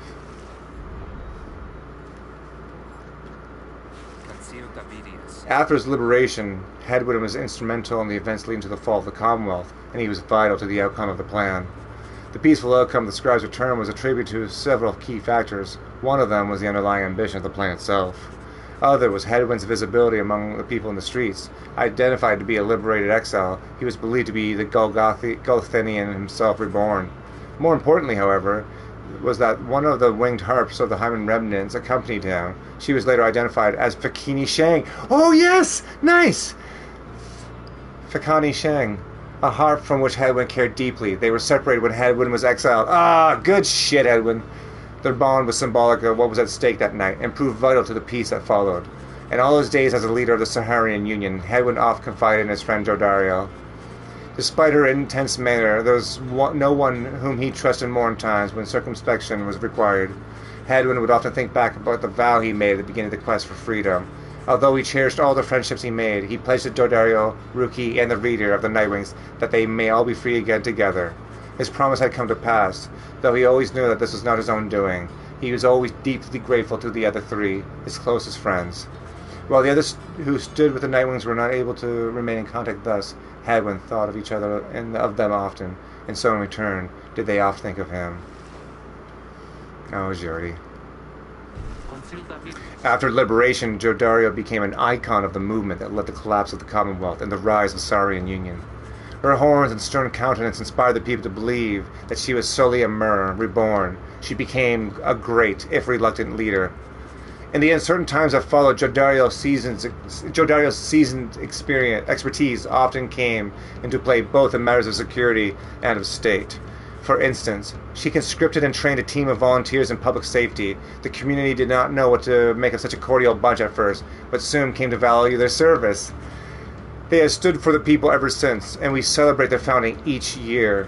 She remained close with Hedwyn all through this experience, and they supported each other through the struggles many, many, many times. She kept an eye on Faye, who nonetheless demonstrated a surprising knack to get on by her own, though Jody always was willing to provide assistance, just in case. She continued training on her own, a regimen that grew stricter with each passing year. There was those who sought to train with her, and sometimes she obliged. There remained one other constant in her life. She would always remember her days amongst the Nightwings, with fondness, for the most part. Well, that's it, everybody. There is one more account which warrants mention.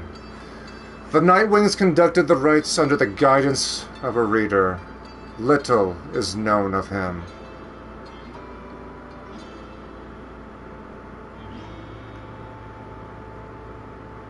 However, some accounts of him begin to paint a picture. We know he was of common birth, weak-framed, though raised with a penchant for learning. The journey to the downside left him close to death. It was then that the Nightwings found him. They brought him from the brink. He showed them the path. He pressed onward with the others. He had made a vow to help his friends be free. Thus did the cycle of the rites commence its final turns. When the final rite arrived, the Regent's freedom was at stake. That freedom he indeed achieved ere the morning's light. From that point on, accounts of him diverge. It is said that the voice which troubled him he never heard again. Some say he opted to retreat from public life. Though, whether that is true, only he knows. Someday, perhaps, that reader's own star shall emerge.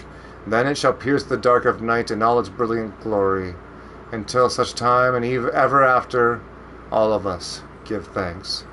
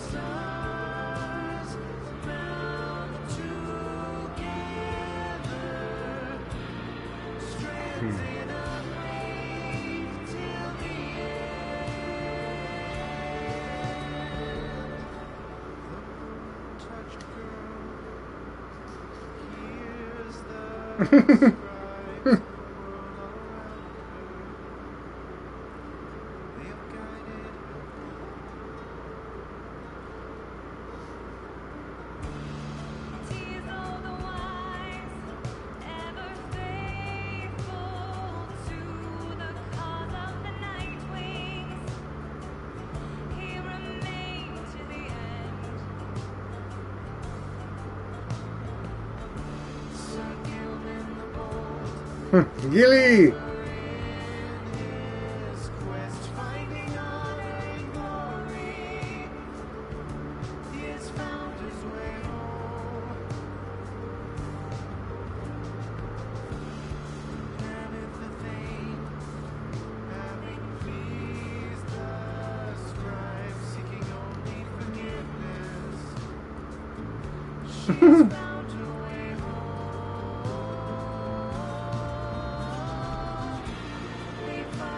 Oh, I see Gilman.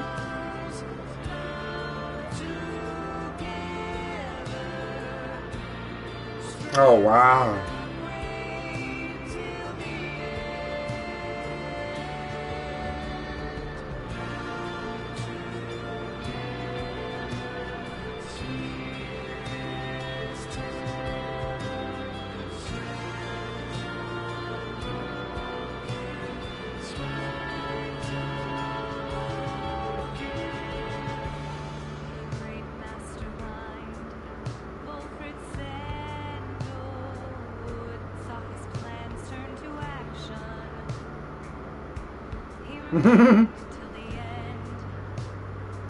Pam found Jody hanging out in the back. I love that. Tease out front with Bertrude.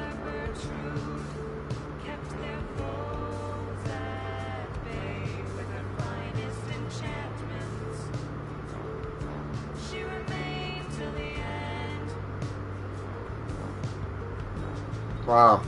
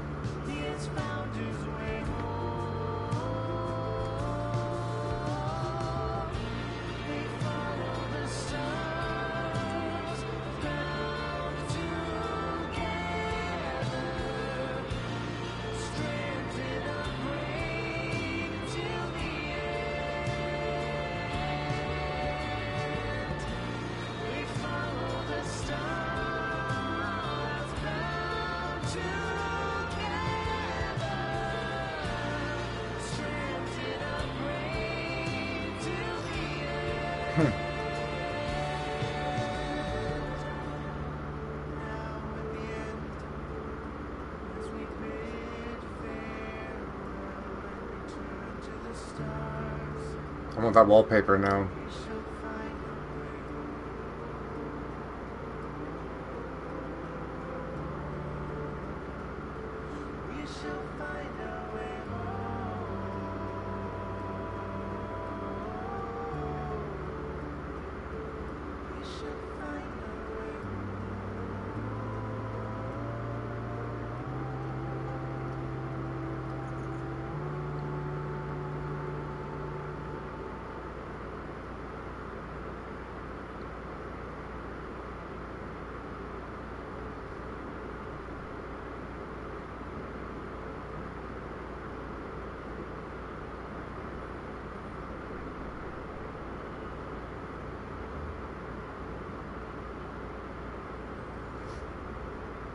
The hell?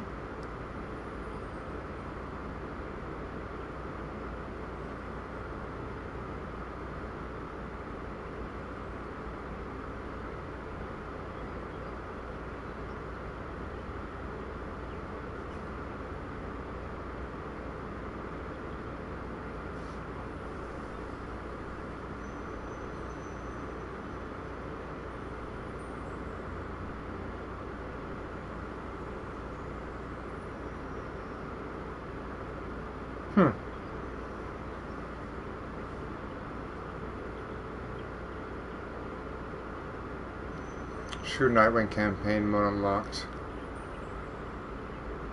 Okay.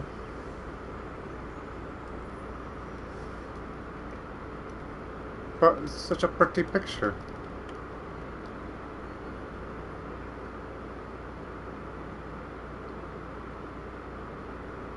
Such a pretty picture though. Alright everybody. Well, I thought that was gonna be like 2 hours. Here we are. Now, I'm sweating my balls off here. Gonna go take a little cold shower. Hey, Mr. Peanut, he wants to join. But in the meantime, let's drop a little rady poo on somebody. Who's ooting about here? Try.